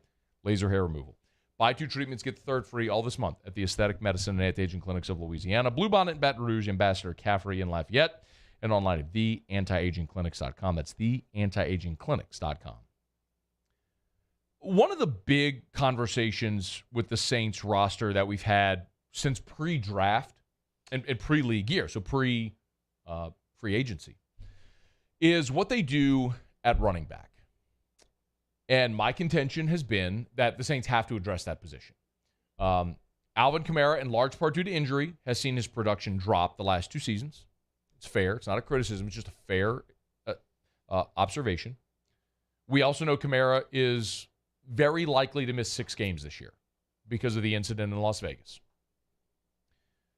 Your only other options right now are an aging Mark Ingram, who really knows how much Mark Ingram has left in the tank. Baltimore let him go, spent part of last season with the Texans, and then they were willing to trade him to New Orleans. And then it's a lot of guys that are really just end-of-the-roster special teams guys that you hope might be able to make some kind of an impact if needed as depth, like Dwayne Washington, who's on this roster as a special teamer, but can play running back in a pinch. Tony Jones Jr., we were very high on him. I was. A lot of people were. Last year in the preseason. I mean, that dude threw a lot of other guys out the boat because he was really good in the preseason last year. And then when he got his opportunity, it didn't really manifest. They had to go out and get help. That's why they ended up going out and get Mark Ingram. So I don't know that I'm so much convinced that any of those guys are the answer. Which is why I looked at the draft and said, man, I'd love to see the Saints use a draft pick on a running back. Well, they didn't. In large part because they made a couple of trades. They lost some of their draft capital because of the trades and ended up going with defensive guys later in the draft. Fine. Okay. What they did was they committed a very large sum, north of $200,000, to Abram Smith, the running back out of Baylor, who's an undrafted rookie free agent. And yes, this team has a long history of successful hits at running back in undrafted free agency. You all know the list. If it's Pierre Thomas, if it's Kyrie Robinson, I could go on and on. You all know the list. They've had a ton of guys over the years, Chris Ivory, that they have hit on in that market. So maybe Abram Smith is next. 1,600-yard rusher at Baylor. I'm bullish on him. I think he could be very good and could be that guy. I'm not telling you I think he could be a 10-year NFL vet, but I'm not telling you he couldn't be Pierre Thomas. Maybe, and that would be the dream scenario, right? Well, there's part of me that would think, all right, they're good. The Saints are good with what they got. Otherwise, because we see the Daryl Williams news. And Daryl Williams, who went undrafted out of LSU in 2018, and after going undrafted out of LSU in 2018, he was picked up by the Kansas City Chiefs, and was a really productive player for the Kansas City Chiefs. Won a Super Bowl with the Kansas City Chiefs. I mean, he started a handful of games this past year because of the injury to Clyde Edwards-Helaire. And the report came down on Tuesday from Jordan Schultz that Daryl Williams signed him with the Cardinals. And Schultz reported that Patrick Mahomes vouched for Daryl Williams, telling Arizona that he was a back that he liked and trusted. 1,000 yards from scrimmage for Daryl Williams last year and had 8 touchdowns, no fumbles. I mean, he had a good season a year ago. But Daryl Williams obviously wasn't wanted or needed in Kansas City anymore. And the fact that he kind of floundered in free agency, I'll use that term kind of loosely, but the fact that Daryl Williams kind of floundered in free agency told you there wasn't really a great market for him. And it was why a couple of weeks ago when we looked at it, that it kind of felt like the Saints might actually be able to make a play when you look at sort of the bargain basement deals they've been able to do for veteran players. But Daryl Williams, clearly there was not a market. Daryl Williams tweeted on Tuesday. I'm sorry, this was on Monday. Great guy on and off the field. Humble, consistent, hard worker. Nobody can ever say anything bad about me, and I still get messed over. But that just makes me go harder. Watch my smoke. Daryl Williams seems motivated, but that's obviously a guy who did not like the contract and career situation he was in. He felt like he deserved better than he got either from Kansas City or what the market was or wasn't for him. And listen, I've heard enough former NFL players over the years talk about their experience in free agency. Some guys, it's undeniable. Like you're Von Miller, you're going to have a spot. You know what I mean? You're Tyreek Hill. I know it's a trade, but some guys in free agency, Marcus Williams, there's going to be a market for you. That just ain't the case for everybody. I mean, listen, there's 2 former NFL running backs on this radio station, Jacob Hester, Jeremy Hill, who both have told their stories about going through free agency. When you hit free agency and you think, man, that phone is just going to blow up and all the offers are going to pour in, and it doesn't really go that way. And that's the norm. So I think Daryl Williams experienced that here for the first time in his career when he hit free agency and the offers didn't flood in. But because it was going to be such an affordable option for New Orleans, it's a little surprising that they didn't go that route. So when you look ahead, man, I know it could maybe the thought be maybe the Saints aren't interested in bringing in a running back. I mean, they could have had Daryl Williams affordably and let him go sign with Arizona. But I say it all the time here, actions speak louder than words. The Saints brought in Sony Michel for a visit. They tried to sign him. Now, he signed with the Miami Dolphins, and we've talked about it. I believe that was a deal where it's clear he signed at a place that has a ton of running back depth. He took a bargain basement deal, but he's going to play professionally 20 minutes from where he plays high school football. He wanted to go home. Fine. Jarvis, Tyron, similar. Okay. But they tried to sign Sony Michel, which is why we went down this rabbit hole of looking for other potential free agent running backs. And one by one, you've seen them kind of come off the board for one reason or another. Phillip Lindsay, he signs with the Colts.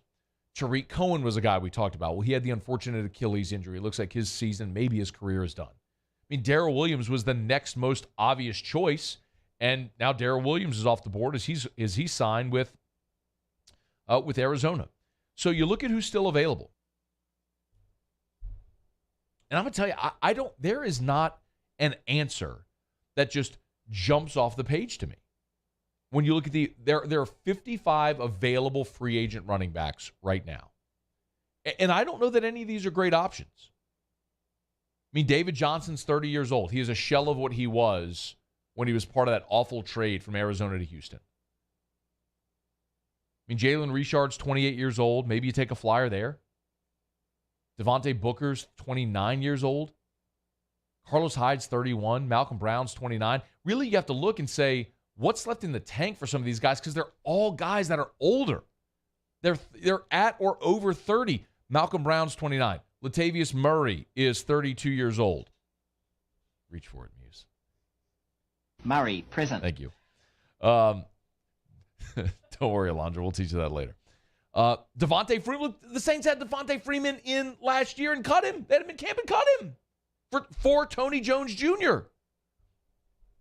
Peyton Barber, Jerick McKinnon, I mean, Alex Collins with Seattle, last year was 27 years old. I mean, he's the youngest of the options. Then you get into guys like Corey Clement and Wayne Gallman, the former Clemson running back, Kalen Ballage, Buddy Howell, Trey Harbison. You understand, look at the list. Austin Walter, Adrian Killens, Christian Wade, Justin Jackson.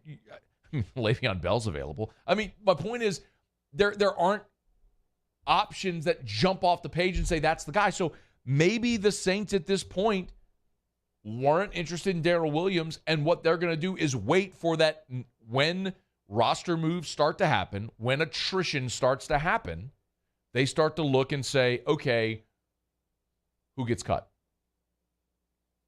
One man's trash is another man's treasure type thing.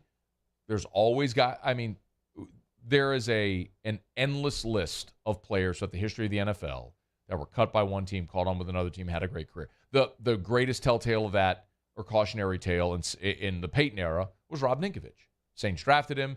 He was right there on the borderline in that first training camp. They cut him. Patriots picked him up, became an awesome player in New England. Now he's an analyst on ESPN. But that might just be the Saints' approach, is they look at the list of available free agents. They're not interested right now. They wait until roster cuts start happening in and around training camp, and they see if they can find someone.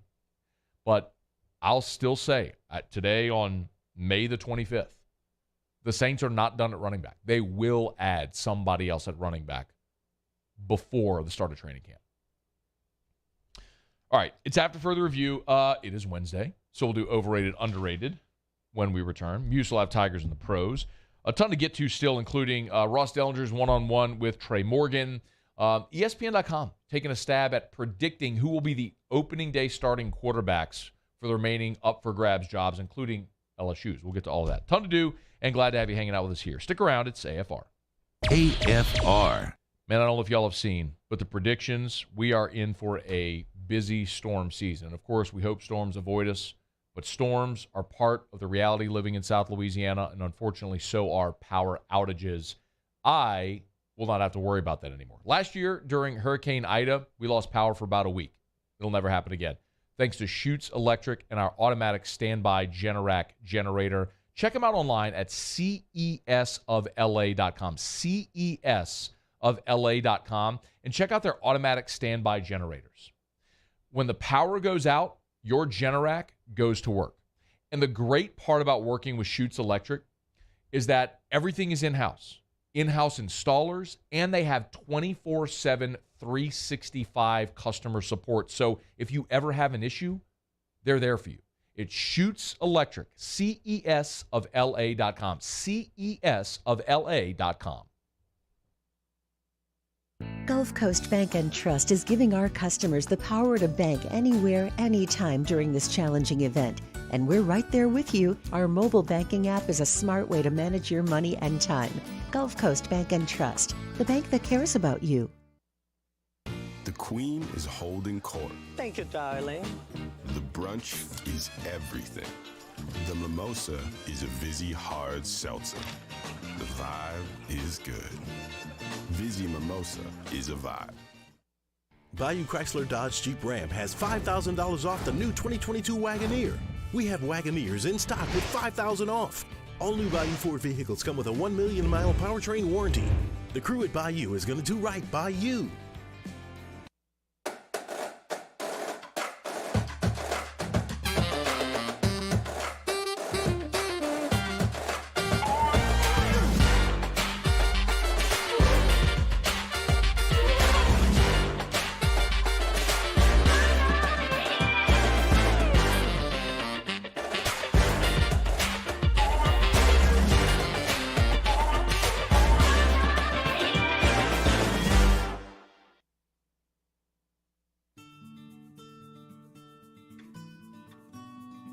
This is a house call. This is a follow-up appointment. This is a diabetes checkup. This isn't just more convenient care, it's more advanced care. This is innovating healthcare at Louisiana's #1 hospital, Ochsner. Crime has serious consequences, but anyone can make a mistake. If you find yourself in trouble with the law, know that you have rights, and it's okay to demand them. The law offices of O.C. Brown are here to protect you and your rights. Felony or misdemeanor, DUI or drug charge.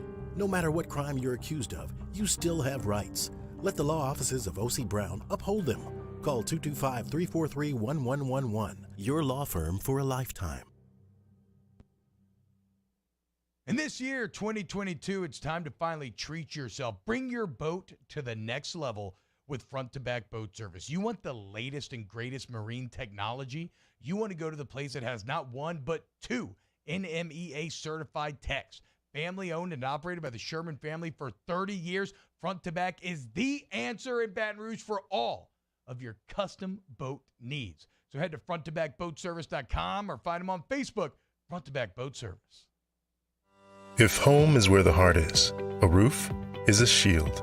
That's why for over 25 years, South Louisiana always turns to Garcia Roofing and Sheet Metal. For more information,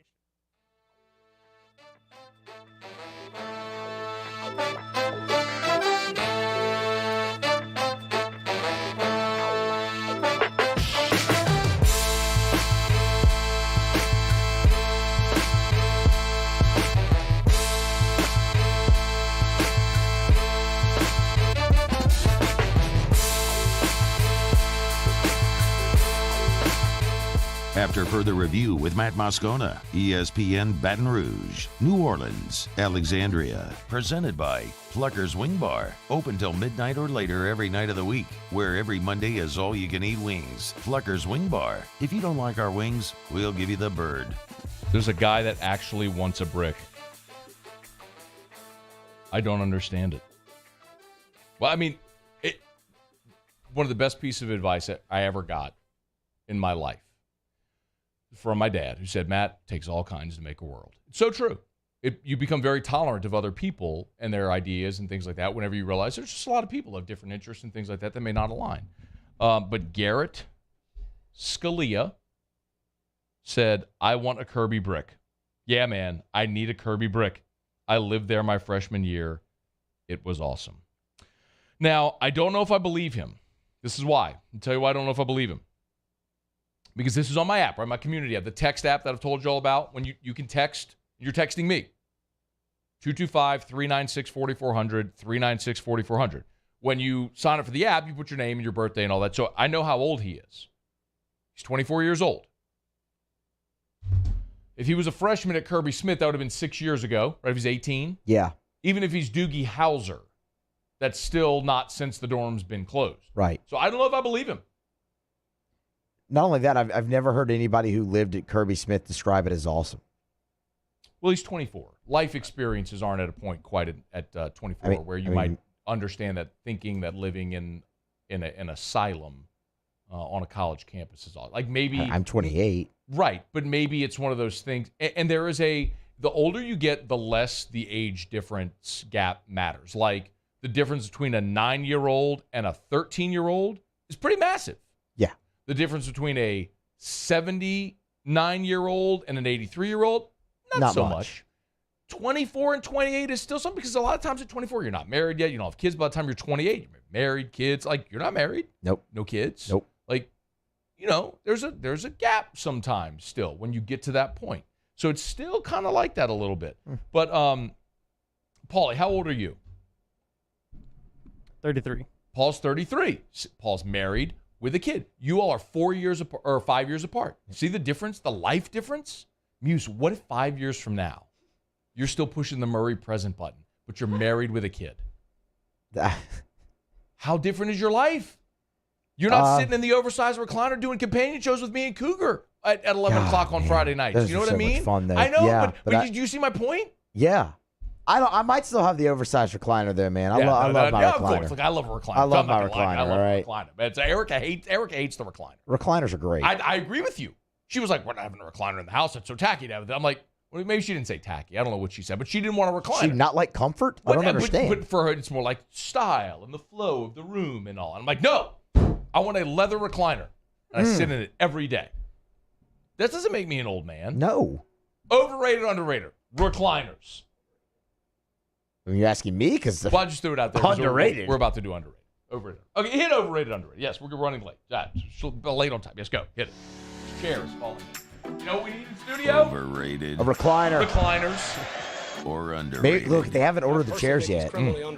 Presented by Cellivate. Cellivate is a revolutionary health-aware approach to energy, focus, and mood enhancement. I know. You gotta.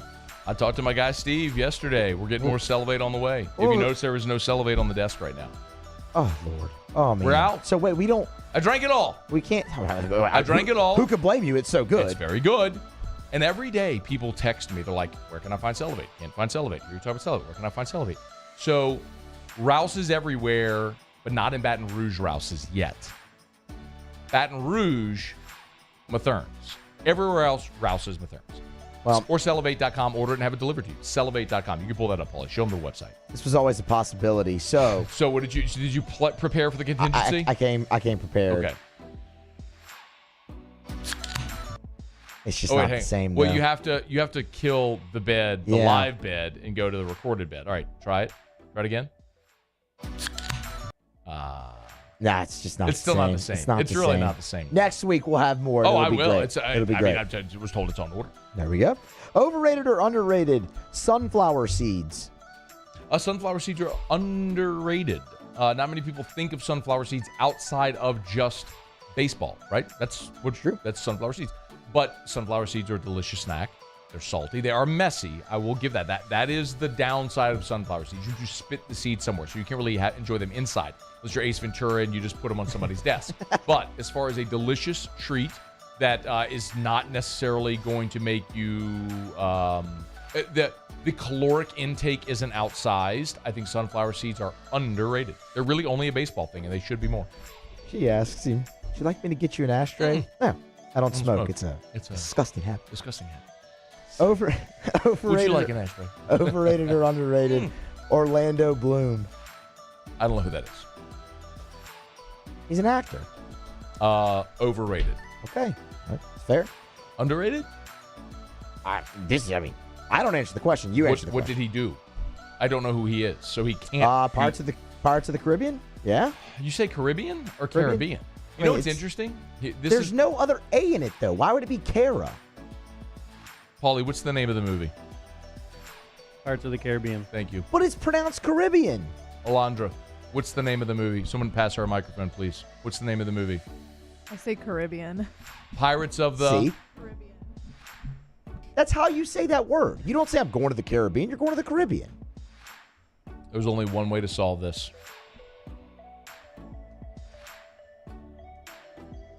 Looking up the Pirates of the Caribbean trailer. You think they're going to say it in there? Yeah. Okay.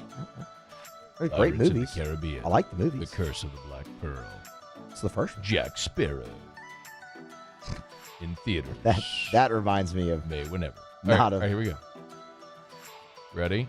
Am I supposed to play it? Yeah, hit the audio. Hit the audio. Here they come. Yeah.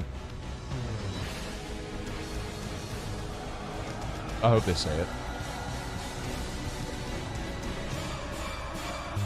Pirates of the Caribbean. You lose. It's not how you say the word. You lose. Well, that's fine, but it's not how you say the word. In the official trailer, that's fine. He says Pirates of the Caribbean. You lose. And next.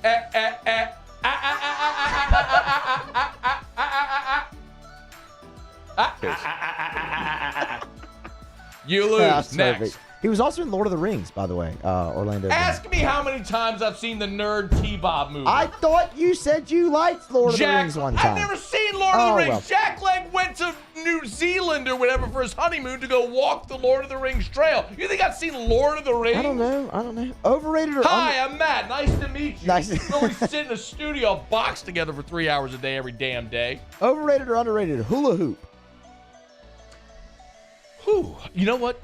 The hula hoop, I think, is properly rated. Here's what I'm going to say. Oh, you have a Google machine in front of you, yes? Mm-hmm. Look up the hula hoop. I want you to tell me the year the hula hoop was invented. I'm going to guess 1948. The hula hoop was used by children and adults since at least 500 BC. Thank you. Hula hoop. If you've been relevant since 500 BC, the hula hoop is the wheel. The hula hoop is to toys what the wheel is to transportation. It's the GOAT. 500 BC. That's wild. That's before Jesus. Yes. Can you imagine baby Jesus, like toddler Jesus, playing with a hula hoop? How about that? It probably happened. And I bet you Jesus was the best hula hooper because he could just make the thing probably like levitate and stuff. Oh, absolutely. It'd blow people's minds. Huh. Jesus with the hula hoop. Last one. Overrated or underrated? Hula hoop. Massively underrated. Massively. You kidding? 500 BC. That's wild. I wasn't expecting that. It's the wheel. That's crazy. Of toys. Overrated or underrated? An Ironman competition. So, you mean like the race? Yeah, like you swim. Swim, bike, run? Swim, bike, run. Yeah. Okay. I would never, ever recommend that anybody do that. Ever. I ran 2 marathons, and to this day, I have feet, neck, and back issues because of the damage I did to my spine because of all the compression running and training. It's an awful thing to do to your body. Don't do that. However, if you have the mental and physical wherewithal to train for and finish one of those, you have my utmost respect. You're insane. You are insane, and you should never do it, ever. But you have my respect. And if you do that, because not enough people understand how difficult that is to do, it just sounds hard, right? Yeah. Swim 3 miles, bike 110 miles, run 26.2. Like, that sounds hard and ridiculous, but you have no idea how, nobody has any concept of how hard that is. That's overrated or underrated? Or you didn't give your answer, did you? Underrated. Underrated. That's overrated. Presented by Cellivate. Cellivate.com. Feel the boost, feed the body. This is a innovative no-crash boost your mind and body deserves. Cellivate.com. Cellevate. Cellivate.com. Cellivate.com. You can order now online or get by Rouse's or Mathern's to pick up yours today. Remember, Watermelon Blast is the best, then Mandarin Orange, then Elderberry Bliss, then Lemon Ginger. But I am going on vacation, Muse. I am going to try the Lemon Ginger with whiskey to make my Kentucky Mule, but with the Lemon Ginger Cellivate. I'm going to try to hydrate. You weren't here. Were you here the other day? You weren't. When Alondra was talking about. Oh, you were with the. What was the drink? Vegas bomb. The Vegas bomb. This is the closest thing I'll get to a Vegas bomb. We'll make you one day. Nope. But let's do that. Oh, you can make it. I'm not going to drink it. Oh, that would have been a great thing for the YouTube subscribers. What? If we get to a certain number of YouTube subscribers, Matt takes a Vegas bomb. Maybe so, but I couldn't hear what she was saying. What are you saying? Oh, half a shot. Don't talk off mic. So wait, a half a shot? Just half a shot. Just half of one. Half of one is like a regular shot. No. All right, it's after further review. I'm useful. Have Tigers of the Pros next. AFR. AFR is brought to you by the Baton Rouge General Hospital, brgeneral.org. Want to remind you, if you do a bunch of, what are they called again? Vegas bombs? Yes, Vegas bombs. So if you do a Vegas bomb and you find yourself dehydrated and in need of medical assistance, don't go to the ER. Go to the Baton Rouge General Express Care locations. 3 of them in Baton Rouge. Dutchtown, next to Dutchtown High. Nicholson, directly across the street from Tiger Stadium, right next to Torchy's. And on Highland, just through the south gates of LSU. So, remember, Baton Rouge General Express Care locations, you can check in online. You can check wait times as well. Right now, the Dutchtown location has a 6-minute wait. No wait at Highland or Nicholson. So, those are real-time updated. You can check it online or on the app. Walk in, urgent care, 7 days a week. It's the Baton Rouge General Express Care location.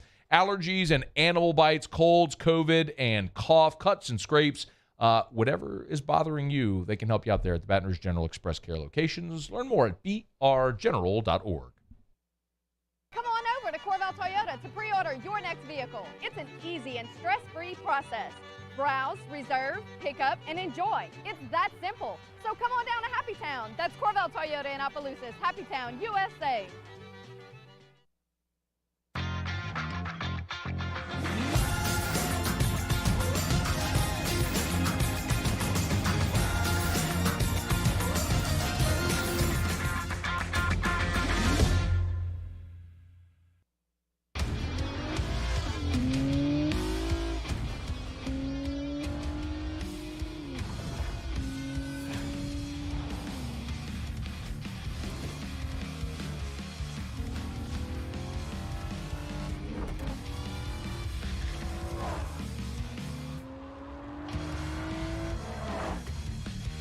Visit Acura of Baton Rouge for attractive offers on the MDX.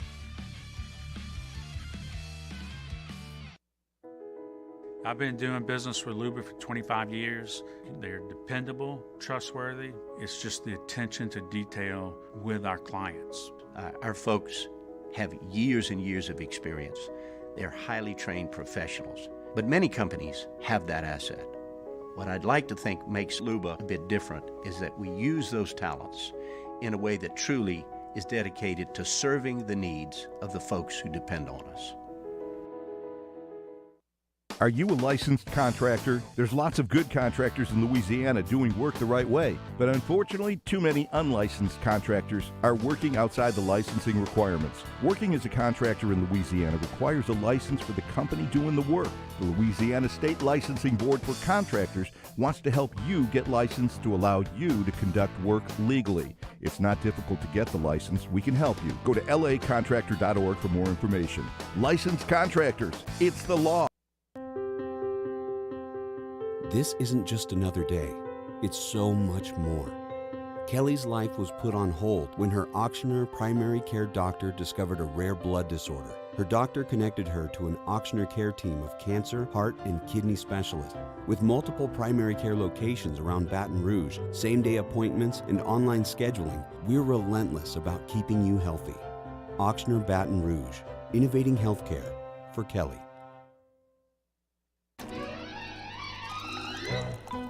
Le posso offrire un caffè? Le posso offrire un caffè? Andiamo insieme da me, non c'è. Call Mr. Electric today for electrical repairs, upgrades, and installations.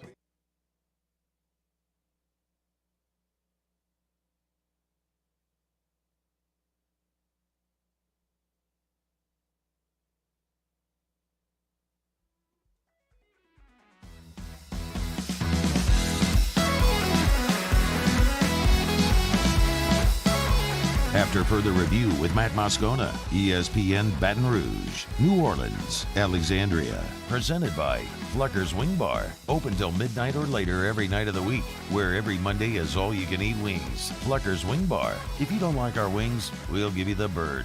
Wrapping up hour number 2. Get some LSU football talk in here in about 10 minutes. Muso, Tigers in the pros.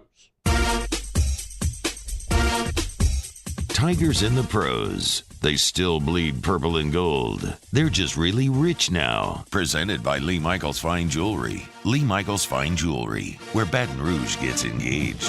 Heck of an outing for Kevin Gausman last night. Had the Cardinals in the palm of his hand for 6 shutout innings, 4 hits, walked just 2, and struck out 8. Got the win, so Gauss is back above 500 at 4-3 overall in the season. 105 pitches, 74 of them for strikes. The ERA sits at 2.25. Yeah, it is. Michael Papierski last night had a major league first, his first major league walk, and subsequently his first major league run scored for Pap. Still searching for that first hit, but hey, each game he got in, made some progress. That's ultimately the goal. There were no strikeouts yesterday. There were no strikeouts. And the run he scored was on a homer. So it was a 3-run homer. Yeah. The Giants were up huge in that game. Blew the lead. Pap got pulled after his 2 ABs. Got a hit. He's playing great defensively. Who's surprised? He's great defensive catcher, man. And it's such a great Pap's on the show tomorrow, by the way. Hey, great opportunity for Pap right now. Posey retiring. They're looking for their long-term option in Sanford. It's a great opportunity for him. All right, go ahead. Sorry. Alex Bregman last night, 1 for 4 for the Astros in their victory over Cleveland. The one was a double, his 11th of the season. Also 2 RBI for Bregman as well out of the 3-hole for the Astros. And then lastly, last night in the WNBA, Sylvia Fowles. Big Sale, Drew Hill. You already know what it was. Another double-double, 14 and 14 for Big Sale. 6 of 12 shooting from the floor, 2 steals, and a block to round out the night. Of course. We got to get you dubbed over it saying Big Sale, but we'll do that here probably in a break. Let's do it right now. Big Sale, Drew Hill. I need to do it when we don't have other elements running. That's Tigers in the pros. You don't have other elements running. Presented by Lee Michaels Fine Jewelry, LMFJ.com. It is graduation season. Thrill that grad in your life, maybe with a beautiful watch, beautiful piece of jewelry, or gentlemen, if it is engagement time, you're going to pop that question. Nobody better than Lee Michaels Fine Jewelry with their diamond guarantee. You will always get a beautiful diamond, the lifetime guarantee, and of course, the Lee Michaels experience. LMFJ.com, LMFJ.com. Corporate Boulevard in Bocage, Mall of Louisiana, 9 locations in all, and online at LMFJ.com for Lee Michaels Fine Jewelry. All right, y'all, it's after further review. Who is going to be the starting quarterback week 1 for LSU? Let's talk about it next, AFR. AFR. Love telling you about Michelle Weighing and Measurement, Michelle.com. I love hearing the great testimonials as well from so many of our listeners who've said, hey, man, heard you talking about Michelle. We do ISO 17025 accreditation. Told my manager about it. Boom, had Michelle out. We switched. Michelle Weighing and Measurement. List precision measurement devices that they calibrate. So many different services. Check it out at Michelle.com. The website is a great resource. Michelle.com. Get all those vowels right. Micheli. Michelle.com.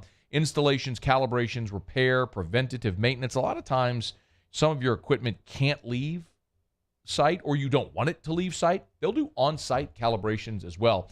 It's all about making you more efficient and more profitable. And they've been doing that for 75 years at Michelle Weighing and Measurement. So find the location nearest you at Michelle.com or get more information at Michelle.com. They are hiring as well, looking for technicians. Hit up the career page online at Michelle.com. I've been doing business with Luba for 25 years. They're dependable, trustworthy. It's just the attention to detail with our clients. Our folks have years and years of experience. They're highly trained professionals. But many companies have that asset. What I'd like to think makes Luba a bit different is that we use those talents in a way that truly is dedicated to serving the needs of the folks who depend on us. There it is, the extra mile, on the border of expected and extraordinary for those willing to go further, like vans customized for work or play, with safety and tech to keep you connected, supported by a 5-star sales, service, and finance team, and backed by the 1-star you know. So go the extra mile. It's never crowded, because so few have what it takes to go there. Mercedes-Benz Vans. Join 100.7 The Tiger and Our Lady of the Lake Ascension, Saturday, June 25th at the Lamar Dixon Expo Center in Gonzales. Enjoy live music from Ted Durr, Mike Broussard and the Night Train, and Jamie Badron and the Kickin' Cajuns. Make sure you grab a delicious plate of jambalaya from the Mike Ward's Liberty Safes Jambalaya Cook-Off to raise money for the Alzheimer's services of the capital area. The Swamp Pop Music Festival with Supreme Chevrolet, Louisiana's country station. 100.7 The Tiger.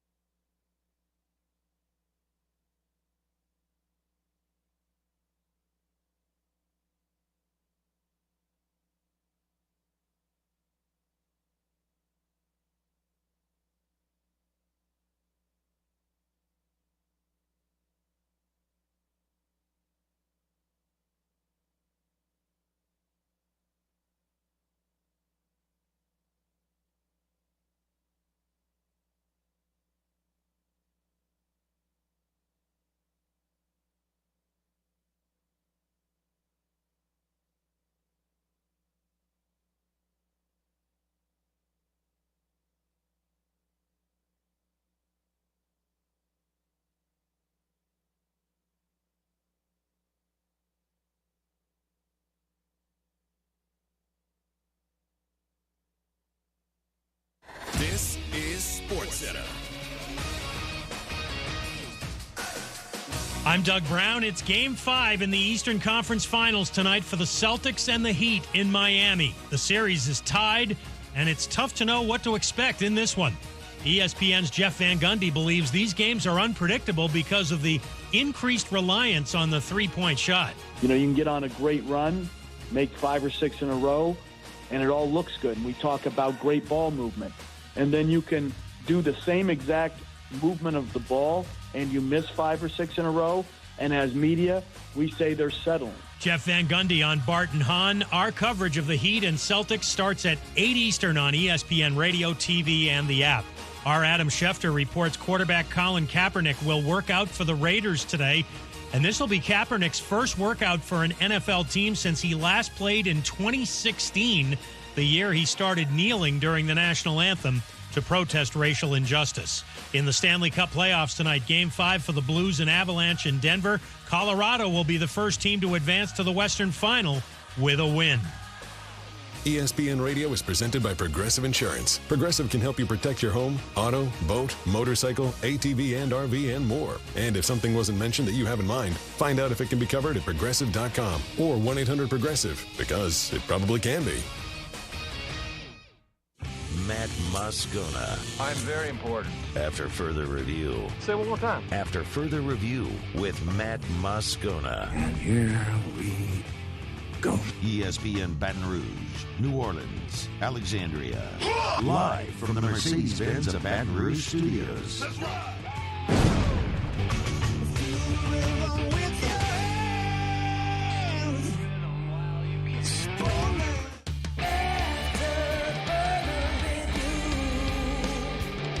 Hour 3, off we go. Welcome aboard. Glad you're with us. AFR presented by Pluckers. Matt, I am sweating. Paul O'Neill. They're chanting Paul O'Neill's name. Muso. Because I got high. Because I got high. Because I got high. Alondra Villarreal.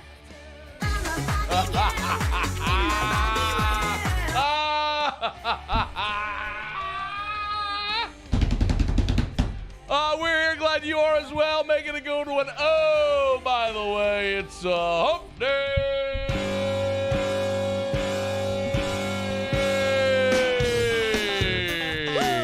It's hump day. Hey, Muse.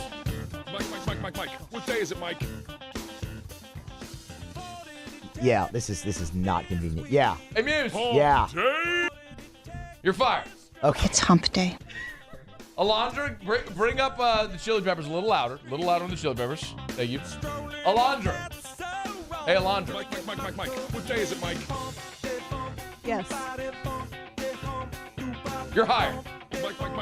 What day is it, Mike? We just unintentionally, because Alondra is training, stumbled upon the greatest possible drop intro we could have stumbled upon. However, if Muse is fired, it's hump day, and Alondra's hired, Mike. What day is it, Mike? then half of that equation goes away. So as I talk through it, it's hump day. Muse, you can stay. Mike. What day is it, Mike? And Alondra, you stay too. So you're both hired. It's hump day. But you gotta play it again. Play his again. Play his again. Play it again.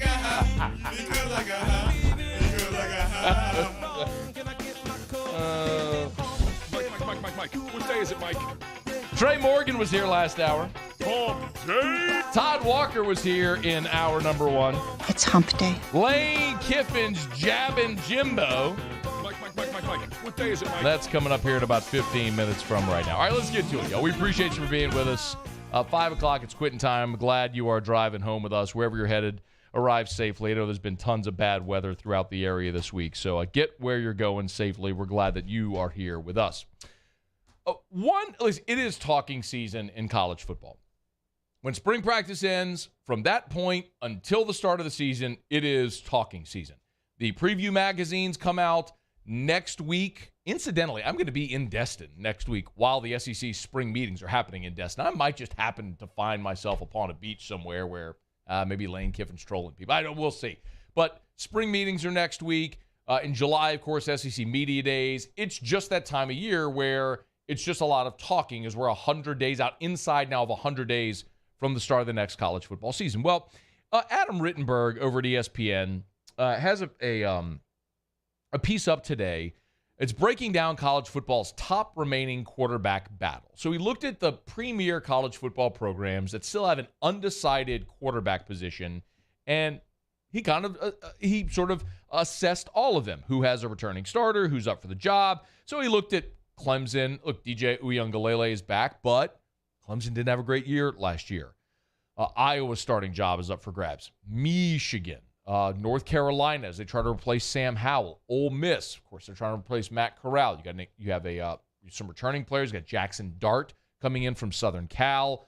I mean, Oregon, they've got incumbents, but then Bo Nix is coming from Auburn. Texas A&M, Washington, of course, LSU is on that list as well. So Rittenberg kind of looked through and broke down each of the battles and who might be the week one starter. Again, this isn't who's going to be the starter for the entirety of the season. It's who's going to be the week one starter at all of these programs that have a quarterback battle. So when he looked at LSU, he just had a little blurb about each. So when he looked at LSU, he considered Miles Brennan, of course, Jaden Daniels, and Garrett Nussmeier.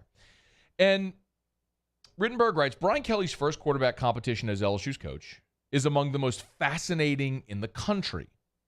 He inherits a room with a 23-year-old former starter who needs to get healthy in Brennan, as well as a transfer with multiple years starting experience in Daniels. He writes, but Nussmeier generated most of the buzz this spring, impressing the new coaches with his skills and ability to execute a different scheme. Despite being a top 65 national recruit in 2021, Nussmeier's been overlooked at times, especially when Daniels transferred in from Arizona State, and Brennan opted to return for a sixth and final season. He also mentions Walker Howard joining the quarterback race. But what's interesting is that the next part of the write-up focuses on Jaden Daniels solely. Started 29 games at Arizona State, and he says he didn't transfer to LSU to sit out, something I mentioned quite a bit. He also mentioned that Brennan could be the safest option for Brian Kelly, but that Nussmeier, if he performs early in spring camp, he could be the guy. The prediction ultimately, though, came down from Rittenberg at ESPN that Jaden Daniels will be the week one starter. And I want to be clear, I'm not only bringing this up because that's what I've said all along. So this isn't just I'm bringing this up because it's validation. And I want to be very clear. I'm not telling you something I know. Like a lot of times you'll have people ear to ground that'll whisper things in your ear and tell you things. And like, I could present it as opinion, but I know it's fact. Like I've told you, I've been told in really good accord that LSU is going to host a regional. Like I believe my info is good. That LSU is a lock. They're going to be a regional host. We'll see. If my info is wrong, y'all can point and laugh at me. But this, I'm giving you an opinion.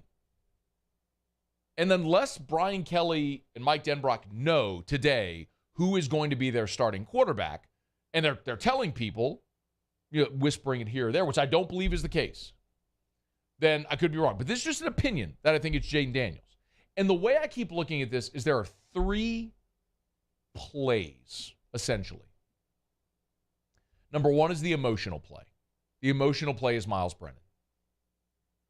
6th year, former Elite 11 guy in a transfer portal era of college football. He's stuck it out. He's worked hard. He started the 2020 season, has an unfortunate injury, misses the rest of the season. He comes back in 21. It's finally going to be his time. Freak accident where his flip-flop gets caught on a step while carrying some fishing gear. He breaks his arm. He's done for the year. Like, he's the emotional play. The 6th-year guy finally getting his opportunity.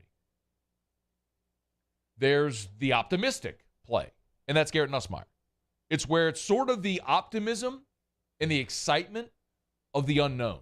The guy you haven't seen do it. Yeah, he played a little bit last year, but not really. And you think, man, the ceiling for Nussmeier could be so high. And that's maybe part of the appeal of it. And then there's the logical choice, and that's Jaden Daniels. And I don't even believe this is debatable. Jaden Daniels has started 29 games in his career. He has thrown for over 6,000 yards in his college career. He has thrown for 32 touchdowns in his college career. That is the guy that is the most experienced, the most dynamic as far as arm strength and ability to make plays with his legs. And if you're just thinking logically, Brian Kelly didn't bring in Jaden Daniels to sit. If Brian Kelly was content with his quarterback room as is, with Miles Brennan, Garrett Nussmeier, and Walker Howard coming in, they would have never gone and brought in Jaden Daniels. And I get that Daniels reached out, but if you're assessing that and you feel good with where you are, then why are you bringing in another guy? You certainly don't bring him in just to sit.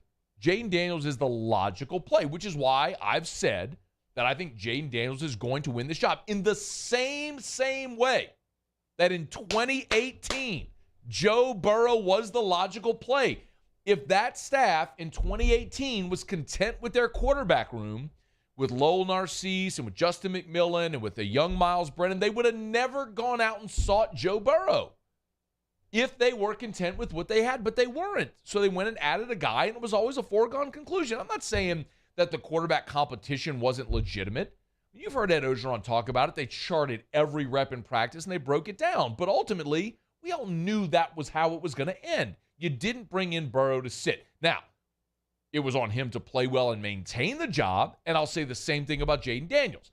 I believe that Jaden Daniels is going to be your week one starter, and if he stinks, he's going to lose a job. But I think that if you're Brian Kelly, you get paid $100 million. The expectation at LSU never ceases. I mean, I see what Vegas has him at. 7.5 is, projected win total.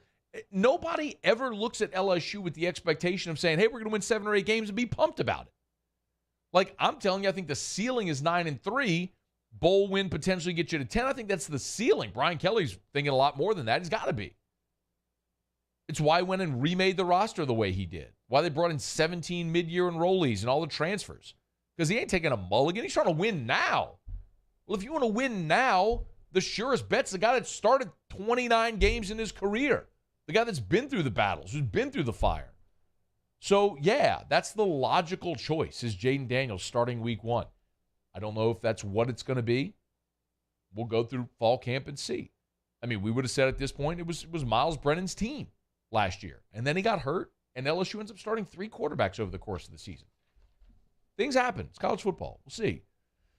But sometimes it takes an outsider's opinion, like Adam Rittenberg, who primarily covers the Big Ten for ESPN in college football, to look at LSU from the outsider's perspective and say, hey, he didn't bring in Jaden Daniels to sit. Of course he's going to be the guy. And what's interesting is when he makes his prediction, he says Daniels, but notes he must hold off Nussmeier, which could be difficult. But with the right adjustments in footwork and throw in motion, the Arizona State transfer should get the first shot for LSU. Didn't mention holding off Brennan. Mentioned holding off Nussmeier. Remember, at the end of last season, Miles Brennan was in the transfer portal. Because his opportunity here, it felt like it was gone. Again, Brennan's the emotional play. Nussmeier, sort of that optimistic, exciting play. Jaden Daniels is the logical one, which is why he's likely and logically going to start the opener. Going to keep the job? Find out maybe when LSU plays Florida State on Labor Day weekend. All right, it's after further review. I did mention a lot of bad weather in the area. Love telling you about Hudco Roofing, HudcoRoofing.com. It's me and my partners, Ryan Terrio, Richard Tilley, Sam Hay, of course, our North Louisiana office there with Jeff Hudson, who started the whole dang thing, and John Michael Garcia. Awesome people. I couldn't be more thrilled to work with Hudco because we're a local company, a Louisiana company. Born in Louisiana, run by Louisianians. We use Louisiana products. The CertainTeed shingles are made in the Shreveport, Louisiana plant. As a matter of fact, you go look at a pallet of our shingles, you will see the Shreveport logo, the Shreveport with the state of Louisiana on every single pallet of shingles that we install. Hudco Roofing, HudcoRoofing.com. Commercial or residential, if you need a roof repair, a roof replacement, soft wash, we can do it all. Beautiful, high-quality shingles, great customer service. We love to do it. And, of course, we support our hometown heroes as well with the Hudco Hometown Hero Program. For every job we finish, we allow our homeowner to select an athlete, and we'll designate a portion of the net from that job to do an NIL deal with an athlete of your choice. Any school, any sport, any athlete, doesn't matter. We'd love to do that and support great local athletes in our communities. HUDCOroofing.com. Do business with someone you know. HUDCO Roofing and HUDCOroofing.com. All right, it's after further review. We have had a lot of fun over the last week talking about the Nick Saban, Jimbo Fisher kerfuffle. And interestingly enough, and Ross Dellinger of Sports Illustrated was with us yesterday, if you happen to miss it. And he did give us a little bit of a tease. Ross told us that today, when he was here yesterday, he told us that today he was publishing at SI a Q&A that he had with Lane Kiffin last week. Again, this was a Q&A Ross did with Lane Kiffin 2 days before Nick made his comments and Jimbo replied. Adds exciting and interesting context to this conversation. We'll talk about what Lane Kiffin had to say next on AFR. AFR. Join 100.7 The Tiger and Our Lady of the Lake Ascension Saturday, June 25th at the Lamar Dixon Expo Center in Gonzales. Enjoy live music from Ted Durr, Mike Broussard and the Night Train, and Jamie Badron and the Kickin' Cajuns. Make sure you grab a delicious plate of jambalaya from the Mike Ward's Liberty Safe's Jambalaya Cook-Off to raise money for the Alzheimer's services of the capital area. The Swamp Pop Music Festival with Supreme Chevrolet. Louisiana's country station. 100.7 The Tiger. If you're in an accident, a car accident, a slip and fall where you're injured, you need to call an attorney. The defendant insurance company, it's their goal to close the case as quickly as possible and pay out the least amount of money as possible. That's why it's important to call an attorney and call the law office of O.C. Brown. At the law office of O.C. Brown, we're a family-owned firm. We want to be your law firm for a lifetime. Gulf Coast Office Products is a nationally recognized Savin office equipment dealer based right here in Louisiana. Over 100 employees strong, Gulf Coast has the boots on the ground to support all vertical markets, from education, engineering, legal, and finance. With the latest in office technology, from desktop to production segment units, Gulf Coast and Savin have the perfect fit for you. Call 225-756-2644. That's 756-2644 for Gulf Coast Office Products. ServiceMaster Elite create clean, disinfected work environments. As a local business, we take pride in serving the New Orleans and Baton Rouge areas. Our cleaning protocols follow CDC and OSHA standards for healthcare settings, offices, senior living, restaurants, and industrial plants. Contact ServiceMaster Elite to get your operation ready for reopening with germ disinfection cleaning. ServiceMaster Elite, the trusted choice in professional cleaning since 1996.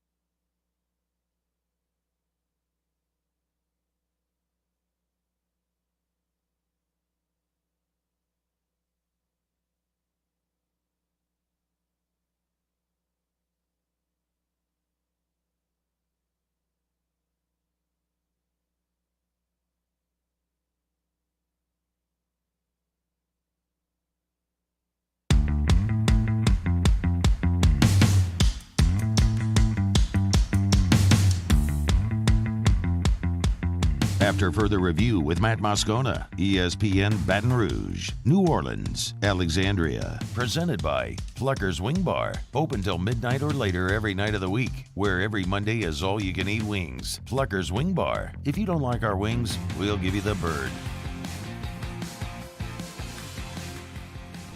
It's been a really good show. Glad to have you aboard with us here. If you just can't get enough of me and or T-Bob Hebert, Scone and T every Wednesday. That would be tonight. We are live at Oliver Twist. So I'll get out of here. I'll jet on over to Oliver Twist. Looking forward to it. Every single week, the guys at Oliver Twist do a break-even bottle. So they pull out a rare allocated whiskey, and they sell pours of that whiskey during the show at what is for them a break-even price. And tonight, I will tell you, is the rarest of the break-even bottles they've done yet. It's the Willet Purple Top. Very much excited about this. If you've never tried it, it's an age-stated 9-year bourbon from Willet, hand-selected for Louisiana by the distributors here. Willet Purple Top is very rare. Like, it is very hard to find. I've never, y'all know I have a lot of whiskey. I've never seen a Willet Purple Top. So I'm excited to go try that tonight.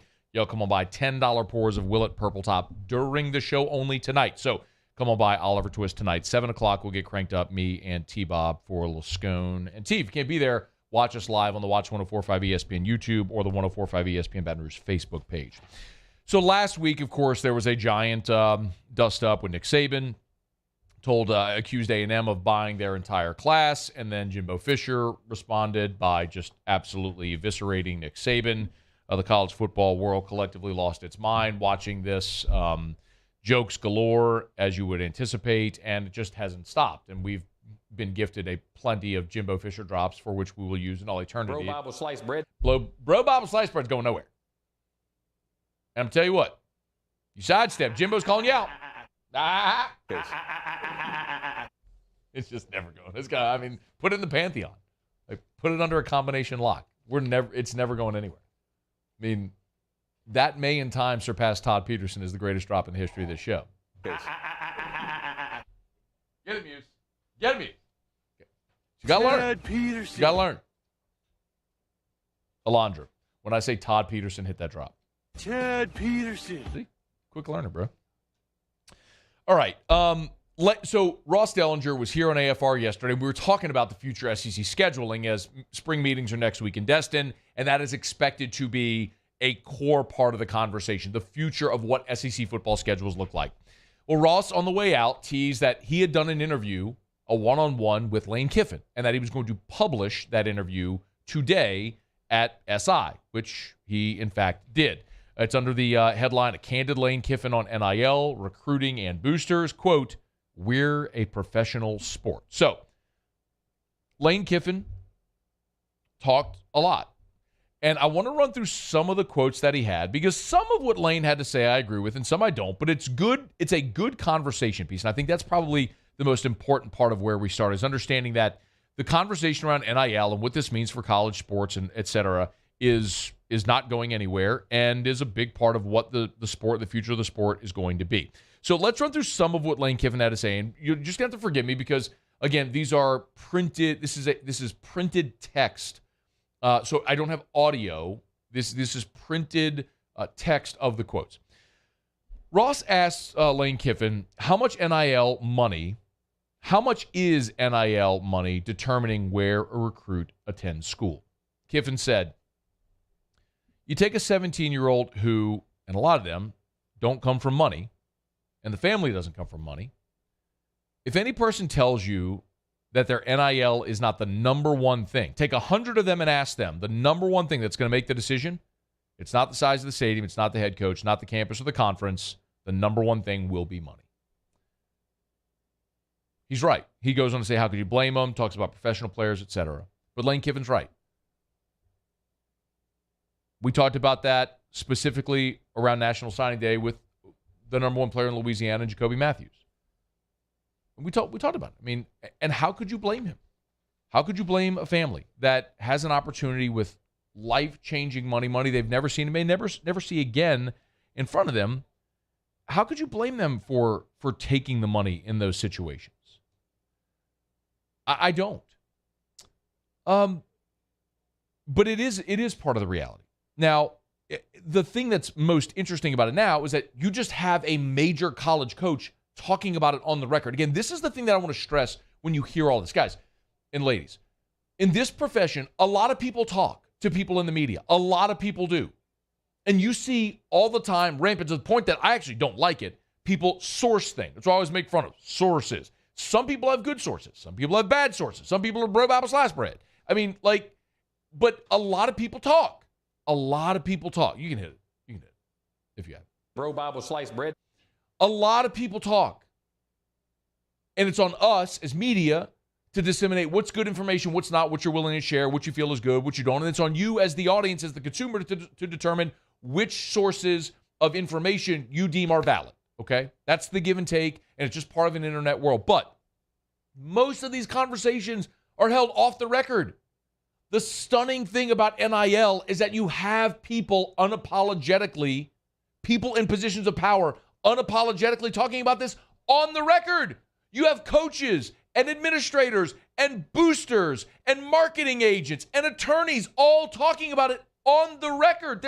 They're using their name with quotations, telling reporters this. They are completely unafraid of any potential ramification because they feel like they have the cover of the NIL rule and the acceptance generally of what's going on. Nobody's afraid. Lane Kiffin is talking on the record saying this. Lane Kiffin was asked, what's the wildest thing you've seen or heard? Lane Kiffin, again, on the record, quote, when people argue and say there's no way donors are going to come up with the money to pay players this much, wait, those are the same donors that pay $30 to $40 million to one coach when they fire him, but they're not going to raise $20 million a year for players? Yeah, they are. It just means they're not going to give it to other things on campus like facilities. Boom. Y'all, when we have talked about LSU's collective, we have talked about this openly. And the point that I made when people ask over and again, why isn't LSU organized? Why is the collective lagging behind, et cetera, et cetera? The thing that I have brought up over and over again is when you look at LSU, they don't have as deep a roster of boosters as other places like Texas A&M. And they got money. They got people with money.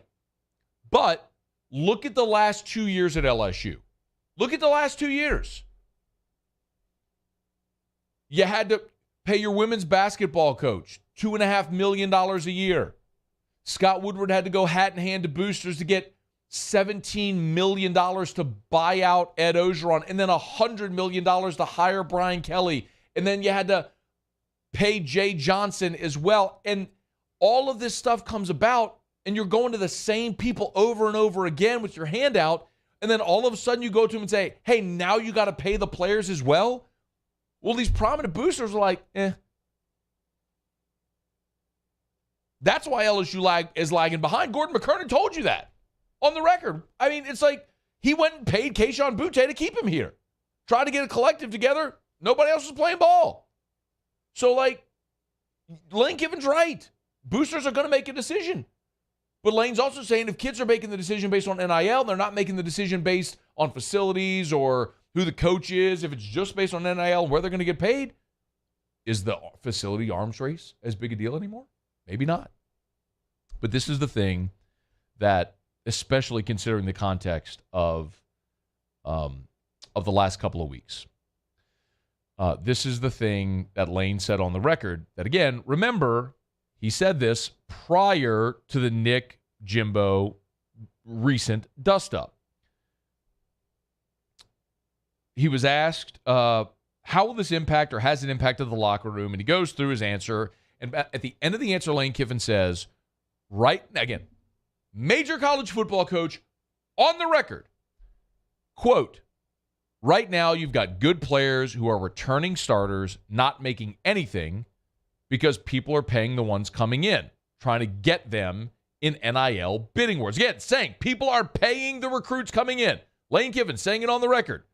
And then he adds, people are going to criticize me for saying this, that people are paying them to come in, by saying that's not what's happening. That's exactly what's happening, end quote. Again, remember, the last time Lane Kiffin criticized Jimbo Fisher in Texas A&M, Jimbo called him a clown show. Do you remember that? These coaches are clown shows. That was Jimbo's quote back around signing day. And what's Lane saying in this interview? He's not backing off. People are going to criticize me. Who's people? It's Jimbo, the only lunatic who keeps nonsensically denying that NIL is a part of all of this. Kiffin says, people are going to criticize me for saying that people are paying them to come in by saying that's not what's happening. That's exactly what's happening, end quote. Y'all, I now fully expect a Jimbo Fisher retort because someone's going to go call Jimbo, shove a microphone or a camera in front of his face, say, hey, Lane Kiffin said it's exactly what's happened. And he'll probably go, Play it again. Hit it, Alondra. Play. But now I'm really looking forward to Jimbo's retort. Maybe the only other interesting thing, well, there's a lot of interesting. Please don't misunderstand me. There's a lot interesting in here.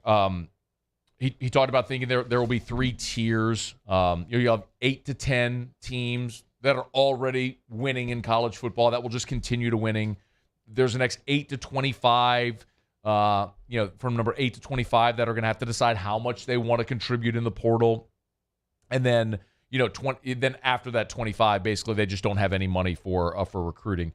But listen, this was the other thing that Kiffin said in relating this story to Ross Dellinger of this most recent recruiting class. Kiffin said, quote, there was a player who went to a school that we got beat on. And I asked him about the relationship with the head coach. He had never talked to him. NIL. Again, Lane Kiffin's telling you, at Ole Miss, he recruited a kid, lost out in that recruiting battle for the kid. When he asked the player about the relationship with the coach he committed to, he said he had never even talked to the head coach. It was just an NIL play. And the other thing that a lot of people are going to point out is, look, Lane Kiffin was at Alabama, obviously, before he left for Ole Miss. I guess he left for FAU and then to Ole Miss. But this is the thing that will be the most interesting test case to watch as the NIL culture continues to evolve. Ross Dellinger asked Lane Kiffin, Alabama's dominated the last decade plus of college football. Will NIL bring some parity, at least to the very top of the sport? Lane Kiffin actually argued the contrary. He said, if you're Alabama, how does your gap not continue to widen? If you have NIL, you get the players. You're already signing the number 1 class. Now there's a money factor involved, and you have the top resources for that, and you have the portal. So you're replacing. The point is, and he's 100% right, and the thing that is getting an awful lot of people's attention is he said Nick Saban will never retire. He basically said if Nick Saban, well, here's the quote. I'll read you the quote again. I know I'm reading a lot of quotes, and I do apologize for that, but it's not audio. This is just a transcript of the interview. Lane Kiffin of Nick Saban said, people always ask me when Nick Saban will retire. Before I said not for a long time. He's driven and works like he's 30. Now, it'll be never. Why would he? You get the best players, have free agency to pluck the best players. He'll be there forever. He might double his championships. And that's the point where Texas A&M should be leery. Because, and every school, by the way, because if you want NIL to be part of the conversation and you think that levels the field, you forget that if NIL becomes a giant part of this, which clearly it is, nobody's going to do it better than Nick. So Jimbo had the number 1 class this year, but all you did was you poked the bear. It was like in 2012 when Johnny Manziel beat Nick Saban, and then in 2014 and 15 when Ole Miss with Bo Wallace and Chad Kelly beat Nick Saban, and you started to see what he wasn't doing, what was beating him, and then what did he do? He brought in Lane Kiffin, flipped, went hurry up, no huddle, changed the whole way he did everything, does it better than everybody because he gets the best players. It's going to be no different now. They already have every advantage. They have the coaches, the facilities, and the tradition. They have everything that gives them an advantage right now over A&M and everybody else. And once they start doing NIL better than everybody else, it's going to be just like it's always been. It's just costing the boosters a lot more money. Who's the most committed? They will be. Interesting stuff from Lane Kiffin. Nicely done by Ross Dellinger. If you want to go read it, it's at SI.com. All right, it's after further review. We're not got a quick break. Saints had a couple of roster moves today, including adding another tight end. We'll talk about it next. It's AFR. AFR. Brought to you by Darren James and Associates, powered by eXp Realty. Every home listed by every company, all in one place. Agent225.com. That's agent225.com. We've talked so much about interest rates bumping up and how some people think because interest rates have bumped up, it may not be a great time to buy. That's actually kind of the opposite. Darren posted this. It's from Mark Fleming, a chief economist over at First American. He said, the historical context is important. An average 30-year fixed mortgage rate of 5.5% is still well below the historical average of nearly 8%. So while rates today aren't as good as they were 6 weeks ago, they're still better than they are historically. So it's still a good time. If you're thinking about buying a home, call Darren James. 335-7666, 335-7666, or agent225.com. Buying or selling, have the Ritz-Carlton experience in real estate.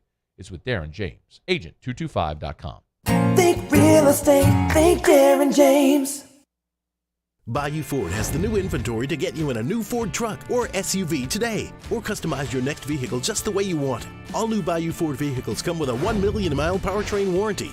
The crew at Bayou Ford is going to do right by you. ITI's got all these programs. Once I started and learned everything about the school, it was worth it. The challenges that ITI presented me with, it allowed me to build myself up. All because of ITI, I actually was able to get a job within 3 months before graduation in my field. Get the hands-on training you need for the job you've always wanted. With so many companies hiring right now, it's the perfect time to come to ITI Technical College. Enroll today for a better life. Gulf Coast Bank and Trust is giving our customers the power to bank anywhere, anytime during this challenging event. And we're right there with you. Our mobile banking app is a smart way to manage your money and time. Gulf Coast Bank and Trust, the bank that cares about you. There it is, the extra mile, on the border of expected and extraordinary, for those willing to go further, like vans customized for work or play, with safety and tech to keep you connected. Supported by a 5-star sales, service, and finance team. And backed by the 1-star you know. So go the extra mile. It's never crowded, because so few have what it takes to go there. Mercedes-Benz Vans. It's no secret. The best oysters in Baton Rouge are at Jolie Pearl Oyster Bar. Enjoy mouth-watering South Louisiana flavor and oysters from all over the country. And don't forget our nightly drink specials.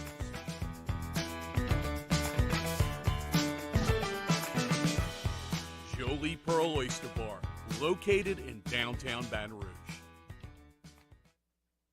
Eli's always been into grilling. It took us a while to see it, but the signs were there. What are you doing, Eli? I knew grilling was my thing.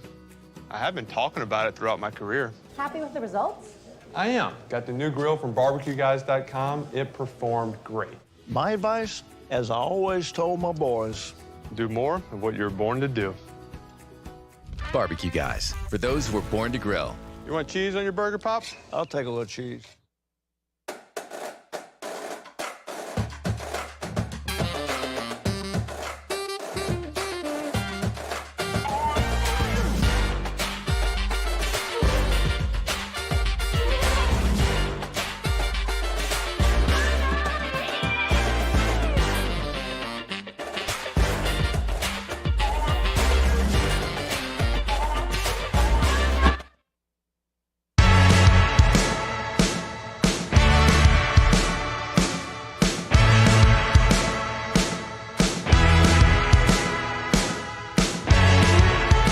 After further review with Matt Moscona, ESPN Baton Rouge, New Orleans, Alexandria. Presented by Plucker's Wing Bar. Open till midnight or later every night of the week, where every Monday is all-you-can-eat wings. Plucker's Wing Bar. If you don't like our wings, we'll give you the bird.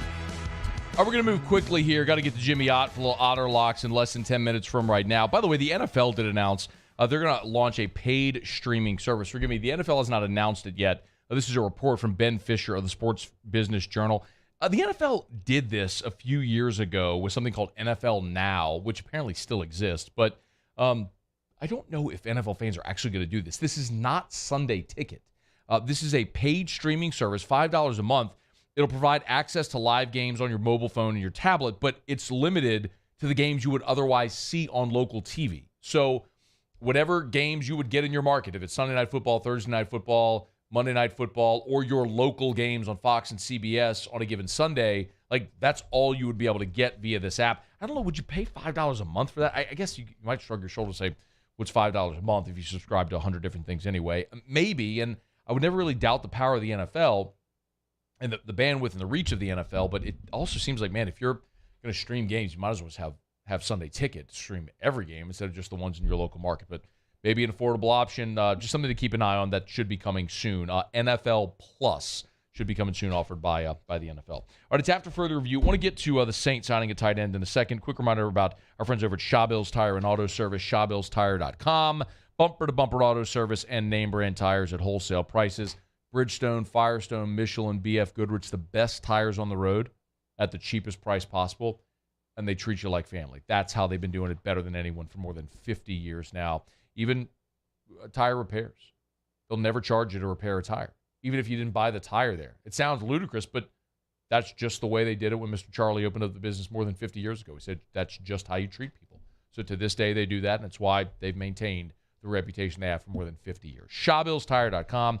Shawbills, where we keep you rolling. So if there are two positions primarily we've talked about with the New Orleans Saints, it's been running back and tight end, the need for an upgrade. And we talked earlier a little bit about the running back spot, but the Saints have made a transaction. They have waived undrafted free agent defensive back Jack Kerner. He was out of Iowa. To make room for free agent tight end Kahale Waring. So, quick backstory here of Kahale Waring from San Diego State. He came out of college as a third-round pick out of San Diego State by the Houston Texans, and he was basically drafted because he was just a really good athlete. That's kind of the backstory there with Kahale Waring. But it just never really materialized in Houston. He only played in 9 career games, 3 catches on 7 targets. He played the 2020 season and then was waived in 2021. I'm sorry, he played 2.5 seasons in Houston. He was waived in 2021 this past year and then played a game each in Buffalo and Jacksonville. So bounced around a little bit, and now he's landed in New Orleans. Maybe they strike it rich here. Maybe it's an example of finding a player who just didn't fit someone else's system that might be integrated perfectly into yours. And if we're being honest, the Saints kind of have a history here at the tight end position. They did this with Jimmy Graham, right? I mean, famously did it with Jimmy Graham when he became an all-pro. Guy who was a third-round draft pick, incidentally, who was really a basketball player in Miami, hadn't played much football, and became an all-pro tight end. And they've tried to replicate it with those pass-catching tight ends. And they've tried to find those guys in the draft. Most recently, of course, it was Adam Troutman a couple of years ago, who just unfortunately has not really materialized the way that they had hoped. And, I mean, look, they let Jared Cook walk because they were confident that Adam Troutman was going to take that next step this year, and it just didn't happen for him. In the 13 games he played, he was targeted 43 times, caught only 27 balls for 263 yards and 2 scores. I'm very hopeful for Adam Troutman, but I can't say I'm optimistic about Adam Troutman. We just haven't seen it on the field, the reason to think all of a sudden he's going to hit that parabolic curve and become the player that I wouldn't even say that Jimmy Graham was. I'm not expecting him to be an all-pro, but to be a serviceable starting tight end in the league. And outside of Adam Troutman, your options aren't great. You've got Nick Van Nett, who, of course, played last year, wasn't really the pass catcher, caught only 9 balls in 7 games. You know, Juwan Johnson is the interesting one because he was a wide receiver at Oregon who's a bigger wide receiver. They try to convert to sort of that flex tight end, and he could be a really good, pass-catching option as a tight end. I know people always mention Taysom Hill, but it's so important to remember that when they talk about Taysom Hill and they talk about the position he plays, they say like the F tight end, like they're not talking about tight end. They're talking about Taysom Hill in the Taysom Hill role. He's not going to be the attached tight end that's a blocker like a traditional. You're not talking about George Kittle. You know what I mean? You're not talking about Kelsey. You're talking about Taysom Hill doing his Taysom Hill role, and you're still looking for that every down prototypical tight end that can catch passes and that can also block. I don't know if Kahale Waring can be that guy. He was a really good pass-catching target at San Diego State. It hasn't exactly transitioned to the NFL level, but maybe in this offseason, as the Saints look for that option, he's a guy that might surprise them and realize some of the potential. It's also worth noting that he's coming into an offense that utilizes the tight end and always has. They didn't necessarily do that in Houston. But in New Orleans, as we mentioned, going back to Jimmy Graham, or even before when you talk about how they used Dan Arnold or Jeremy Shockey all the way through Jimmy Graham. And then, I mean, even when they went and, splurged with Kobe Fleener in free agency, even though that didn't work, or Jared Cook, who was very hot and cold, they've always found a way to integrate that tight end position and put a value on it, which is why maybe this is the right situation. Again, when you're talking about a guy that's an undrafted free agent who was a free agent who is not currently with a team, who you get on a bargain basement deal to bring in to try to earn a roster spot and compete for it, I like the idea of what they've done here. In a perfect world, Adam Troutman would hit that parabolic curve and become a legitimate, capable, competent, every down starter in the NFL. And maybe this is the year for him to do that, now entering year 3. So perhaps we'll see that from Adam Troutman. We'll see that growth year to year. But if not, at least you have another guy there to push him and see if it can work out that way. Again, the Saints keep telling you. Like, they keep telling you where their holes are. They're aware of it by the fact that they're working out running backs. They've signed receivers. They're bringing in tight ends. Like, they know where their holes are, and they're trying to address it as best they can. But I still think once camp starts and you start to see rosters cut, that's when the Saints are going to have opportunities to bring in guys from other places that maybe don't have a roster spot that they see a perfect need. I mean, Taysom Hill is a great example of that when they signed him off the practice squad in Green Bay. All right, it's after further review. Let me knock out our final break of the show, y'all. When we come back, Jimmy Ott will be here for a little Odd-a-Locks, find out what we're betting on tonight. We got an NBA game on the slate. We'll see if Colucci's got anything in hockey. One thing left to do. We're going to find out what we're betting on that's coming up next. It's AFR. AFR. Love telling you about River City's 1 hour air, where they're always on time or you don't pay a dime. 752-0001, 752-0001. Call them right now. 752-0001. AC not blowing cold? Call 752-0001. Whole unit went kaput? Call 752-0001. I love sharing these 5-star reviews. This one came in via Google. It said, Chris A. is very reliable, dependable technician. Chris and Leslie were only in our home less than 10 minutes before fixing the issue that another company missed twice within 2 days. Chris was straightforward, forthcoming with everything he noticed that was missed by the previous company. We would highly recommend Chris A. as a tech. We really appreciate his honesty. Remember, when any technician from River City's 1 hour air is coming to your home, you'll get a call, a text, and an email notifying you the technician's on their way.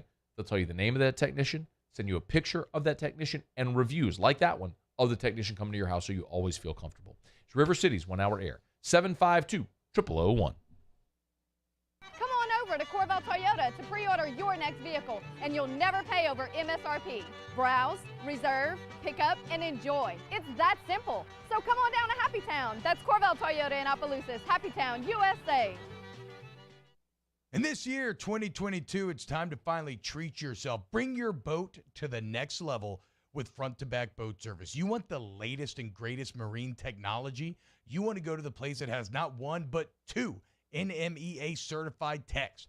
Family-owned and operated by the Sherman family for 30 years, front-to-back is the answer in Baton Rouge for all of your custom boat needs. So head to fronttobackboatservice.com or find them on Facebook, Front to Back Boat Service.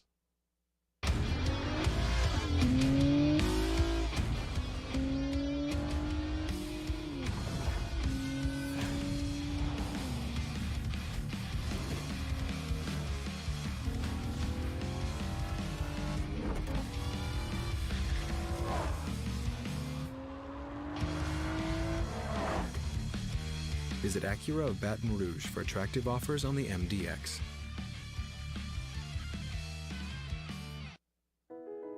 I've been doing business with Luba for 25 years. They're dependable, trustworthy. It's just the attention to detail with our clients. Our folks have years and years of experience. They're highly trained professionals. But many companies have that asset. What I'd like to think makes Luba a bit different is that we use those talents in a way that truly is dedicated to serving the needs of the folks who depend on us. Are you a licensed contractor? There's lots of good contractors in Louisiana doing work the right way, but unfortunately, too many unlicensed contractors are working outside the licensing requirements. Working as a contractor in Louisiana requires a license for the company doing the work. The Louisiana State Licensing Board for Contractors wants to help you get licensed to allow you to conduct work legally. It's not difficult to get the license. We can help you. Go to lacontractor.org for more information. Licensed contractors, it's the law. This isn't just another day.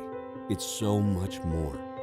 Kelly's life was put on hold when her auctioneer primary care doctor discovered a rare blood disorder. Her doctor connected her to an auctioneer care team of cancer, heart, and kidney specialists. With multiple primary care locations around Baton Rouge, same-day appointments, and online scheduling, we're relentless about keeping you healthy. Auctioneer Baton Rouge, innovating healthcare for Kelly.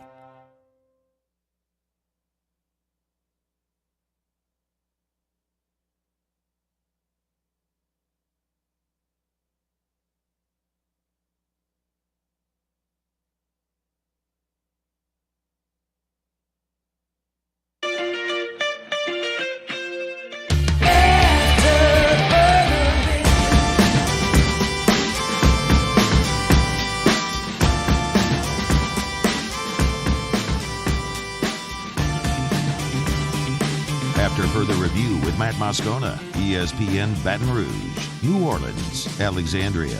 Presented by Plucker's Wing Bar. Open till midnight or later every night of the week, where every Monday is all-you-can-eat wings. Plucker's Wing Bar. If you don't like our wings, we'll give you the bird. Down the stretch we come. Final segment here on a Hump Day edition of AFR presented by Pluckers. One thing left to do. Let's find out what we're betting on tonight. Time for Otter Locks. Otter Locks, presented by Bocage Barbershop in Bocage Village, serving the Bocage, Goodwood, and Town Center area since 1959. So we turn to the one and only, the incomparable and often incomprehensible, the Ott father himself, Jimmy Ott. Otter, how are you? Pretty good. I think the Red Sox just scored again. Yeah, I don't watch the Red Sox play baseball ever. I have no desire. I don't even know what happened. And I refuse. I don't even care. I'm not betting on them. I don't care. 16-3, Matthew. 162, Otter. Look, I mean, I didn't give out 162 picks last night. Okay. We just gave up one. I don't care. I'm not betting. You know what that is, Otter? You know what that is? It's blood money. That? It's blood money, Judas. That's what that is. I got no desire. Desire for your blood money. Show me the blood. That's fine. I mean. You can take it. Roll back that video from Don Juan. Show me the blood. Yes, indeed. People at the bar were like, what in the hell is wrong? Is he having a seizure? What's wrong with him? Is that man okay? It's crazy. All right, what are we looking at tonight? All right, my buddy Dave Koken on the podcast gave out a little money line parlay tonight. The Astros and the Seal Beach Angels. All right. Astros, Angels. Okay. Really? A's and A's, Astros, Angels. Okay, we got it. Okay. the California Angels. Okay, I got it. The handyman, Hanny's Heat, every day brought to you by Callaway Fitness. He's going to Florida, plus the 115, the SEC tournament. Okay. He's been hot. He's been very good. He's off to a very good start. Okay. In this as well. And in tonight's basketball game, major line movement on the game tonight. It opened up 1. It was at 1.5 this morning. Went to 2.5 over the course of the afternoon. In like the last hour, it's going to 3.5. Marcus Smart and Williams both are warming up and expected to play. They got 4 Miami Heat players who are warming up with the intent to play but this may be in sort of response to the rumor that was going around that was some Miami Heat players were going to be out for COVID. They're there. They're on the court. From what we heard, it was like a team trainer and also like a media member that tested positive in Boston and couldn't make the trip back down to the South Beach. We missed the 1 minute marker, so we got like 30 seconds. So fire away. Boston, okay. Late to the party, but I'm still going to take the Celtics minus the 3.5. All right, Boston minus 3.5, and catch that parlay with Houston and the Angels. And Handy likes Florida over there. And Otter, where are you? Steel Beach. City Slice, find some pizza on John Street, just outside the north gates of LSU. All right, Otter, we appreciate you, man. Have a great Thank show. You, buddy. All right, that'll do it for us here. Do me a favor, hit the button, please. Game Time with Jimmy Ott follows us. See you tomorrow, 3. AFR. As we get on down the road, we remind you about Relief Windows. ReliefWindows.com, 288-8138, 288-8138, ReliefWindows.com. I had the great pleasure on Monday. Actually, our whole Guarantee team had our staff meeting at the Relief Windows offices, the new headquarters there, which the showroom is almost ready. Putting some finishing touches on it, but it's fully functional right now for their staff at Relief Windows. It's a great symbol of the growth of that company and the awesome job that Brandon Holly's done since they opened up their doors well over a decade ago now and what they've grown to become. Give them a call at 288-8138. Energy-efficient replacement windows, beautiful entry doors, hardy plank, vinyl siding, they do it all. If you need energy-efficient windows, these are custom windows, custom measured for your home. You get rid of those costly air leaks, lower your monthly energy bill, increase your home's resale value, beautify the exterior of your home. They do it all, and they never take $1 until they're finished and you're thrilled with the work. It's Relief Windows and ReliefWindows.com. If you're in an accident, a car accident, a slip and fall where you're injured, you need to call an attorney. The defendant insurance company, it's their goal to close the case as quickly as possible and pay out the least amount of money as possible. That's why it's important to call an attorney and call the law office of O.C. Brown. At the law office of O.C. Brown, we're a family-owned firm. We want to be your law firm for a lifetime. Gulf Coast Office Products is a nationally recognized Saban office equipment dealer based right here in Louisiana. Over 100 employees strong, Gulf Coast has the boots on the ground to support all vertical markets, from education, engineering, legal, and finance. With the latest in office technology, from desktop to production segment units, Gulf Coast and Saban have the perfect fit for you. Call 225-756-2644. That's 756-2644 for Gulf Coast Office Products.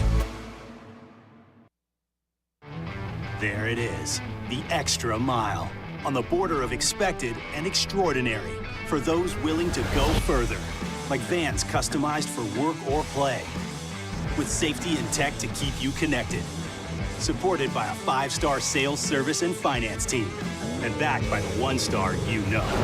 So go the extra mile. It's never crowded, because so few have what it takes to go there. Mercedes-Benz Vans. I've been doing business with Luba for 25 years. They're dependable, trustworthy. It's just the attention to detail with our clients. Our folks have years and years of experience. They're highly trained professionals. But many companies have that asset. What I'd like to think makes Luba a bit different is that we use those talents in a way that truly is dedicated to serving the needs of the folks who depend on us. ServiceMaster Elite create clean, disinfected work environments. As a local business, we take pride in serving the New Orleans and Baton Rouge areas. Our cleaning protocols follow CDC and OSHA standards for healthcare settings, offices, senior living, restaurants, and industrial plants. Contact ServiceMaster Elite to get your operation ready for reopening with germ disinfection cleaning. ServiceMaster Elite, the trusted choice in professional cleaning since 1996. It's no secret. The best oysters in Baton Rouge are at Jolie Pearl Oyster Bar. Enjoy mouth-watering South Louisiana flavor and oysters from all over the country. And don't forget our nightly drink specials.